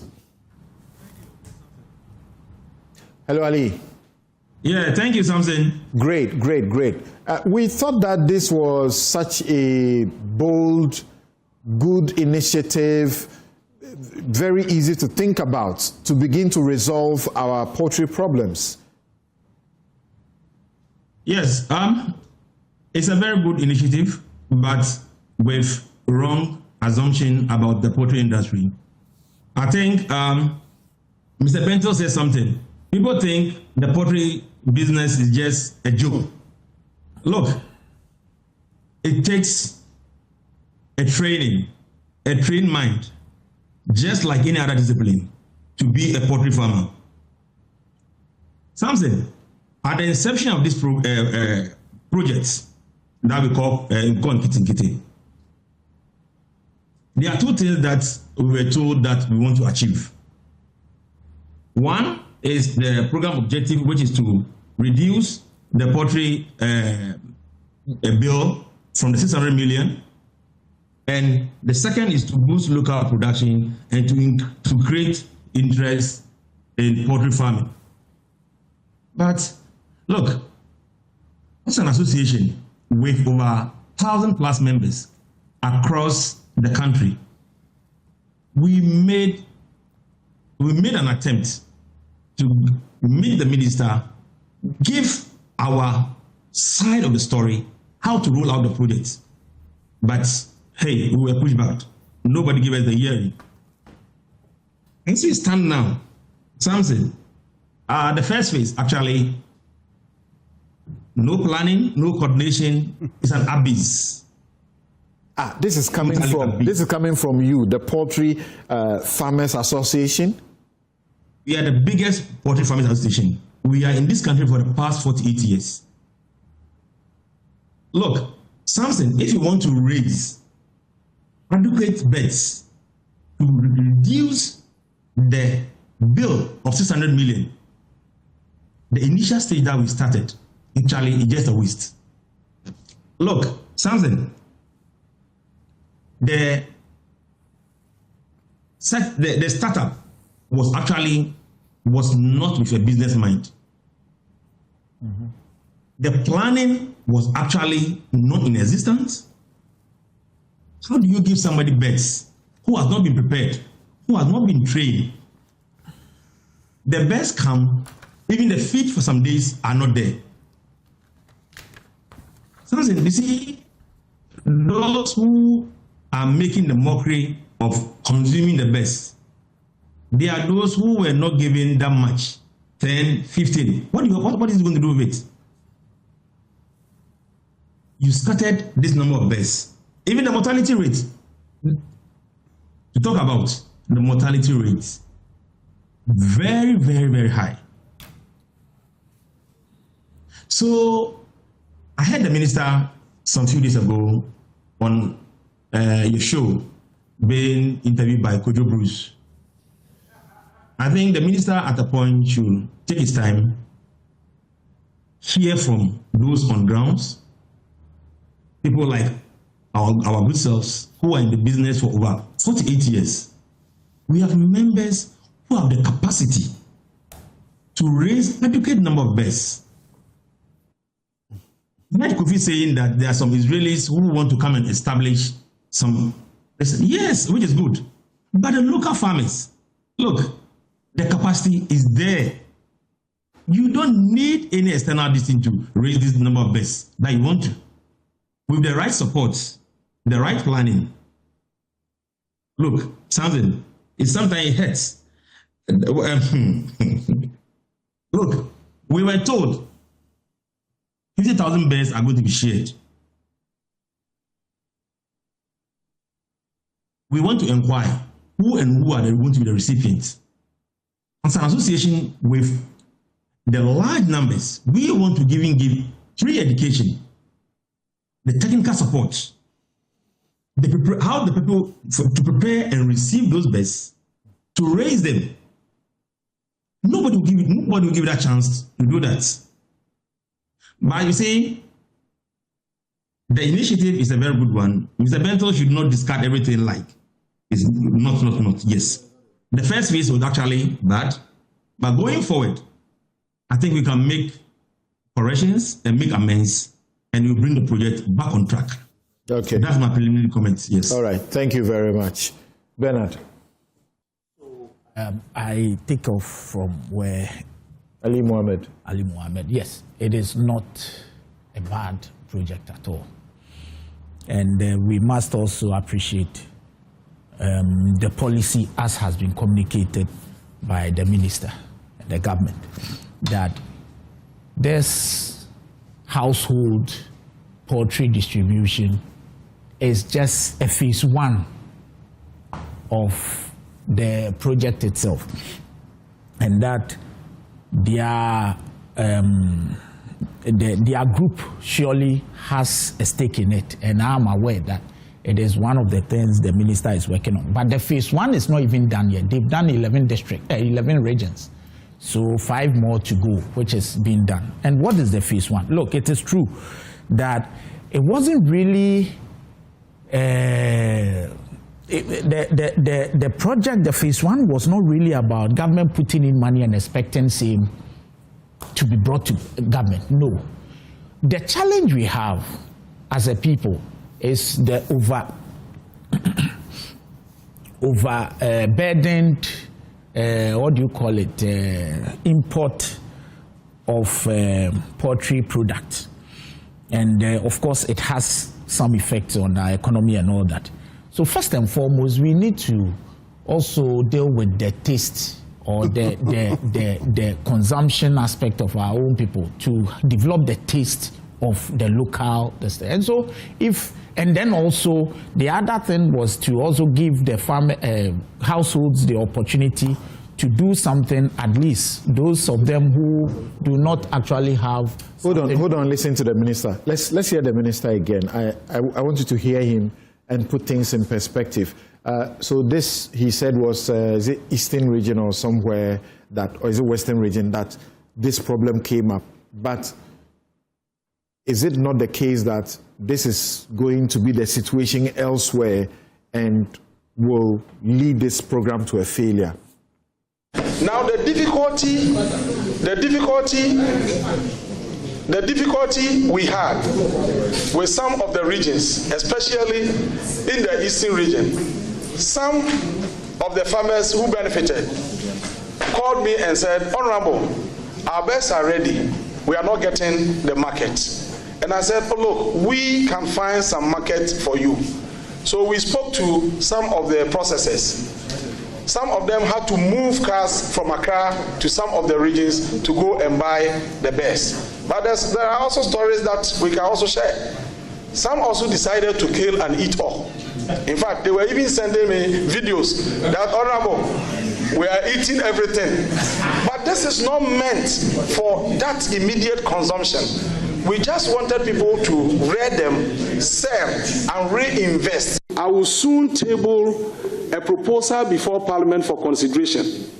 If Parliament agrees, the Ministry of Food and Agriculture will support all parliamentarians to go into poultry production. Even though I'm calling it a proposal, plans are far advanced. The ministry is procuring some quantity of birds, mainly for members of Parliament. The minister also revealed that most vehicles procured under the Ghana-Canada Farming Support Arrangement have been auctioned, leaving several district agricultural offices without operational vehicles. Yes, Bernard. Yes, surely the minister, I think it was a committee of parliament he spoke to, let out the pros and cons, what has happened to it. And he said that he's heard stories of some people eating it. But he said that shouldn't be, because the intention of the government in rolling out this policy is for them, those of them. Don't forget that nobody forced anything on anybody. The people went to the various assemblies and wrote their names that they were actually interested in taking up that. And then again, it must also be said that the group, the poultry farmers, were used. They weren't abandoned entirely. They helped raise the day-old chicks to up to 1 month before it was distributed. So, what's his name? Ali should find out from his people. And of course, it was the poultry farms that were used in my district. We got about 4 of them who actually took care of the day-old, as was brought from Accra, and they took care of them up to a month, at least to reduce the mortality rate, so that when it gets to the households, they would. So I'm not too sure about the mortality, as I'm hearing that, because at my end, I have videos, several of them. And trust me, Samson, let me say, look, during the Salah, I even bought so many from people and gave to, Muslims, brothers and sisters who could not afford cows and all that. And at a relatively, a reduced price. And so it is not entirely true. We may hear stories, we may hear all kinds of things. And again, look, Samson, if this 2 or 3, 5 that we are saying that, some are saying that was distributed, it is not entirely true. It was 50 per household. And household, this communal living we do, sometimes they may take the 50 as a community and raise them. Of course, when it gets to a point, they would have to share. You understand? So, no, but the plan is to, as the minister said, raise, sell, and reinvest. But then that's not what you're executing. What are they doing? I bought some from them. 50 in a household to be shared, raise, sell, and reinvest. But certainly, you see, the point is that if they raise and share, they will sell. Really? Yeah. They are saying by evidence, by that they are eating the thing. No, he said he has stories. He is saying that he has so much to share with you. Is it not the success story? But he's also telling you, but you are an academic. Can you have a perfect program anywhere? But I'm saying that. Let me answer you. Yes. You cannot have a perfect. You can it's the have start of it. Successful program if you plan. No, but at the moment you don't have statistics to show that it has failed. You don't. I am telling you. This is a monumental failure. How is there? You can dramatize. Samson, these are broilers. And you've not been brought here. The minister is telling you about the problems, but you don't think the problems also shared the success story. Samson, we shouldn't discard that one. The minister said it. Causing financial loss to the state.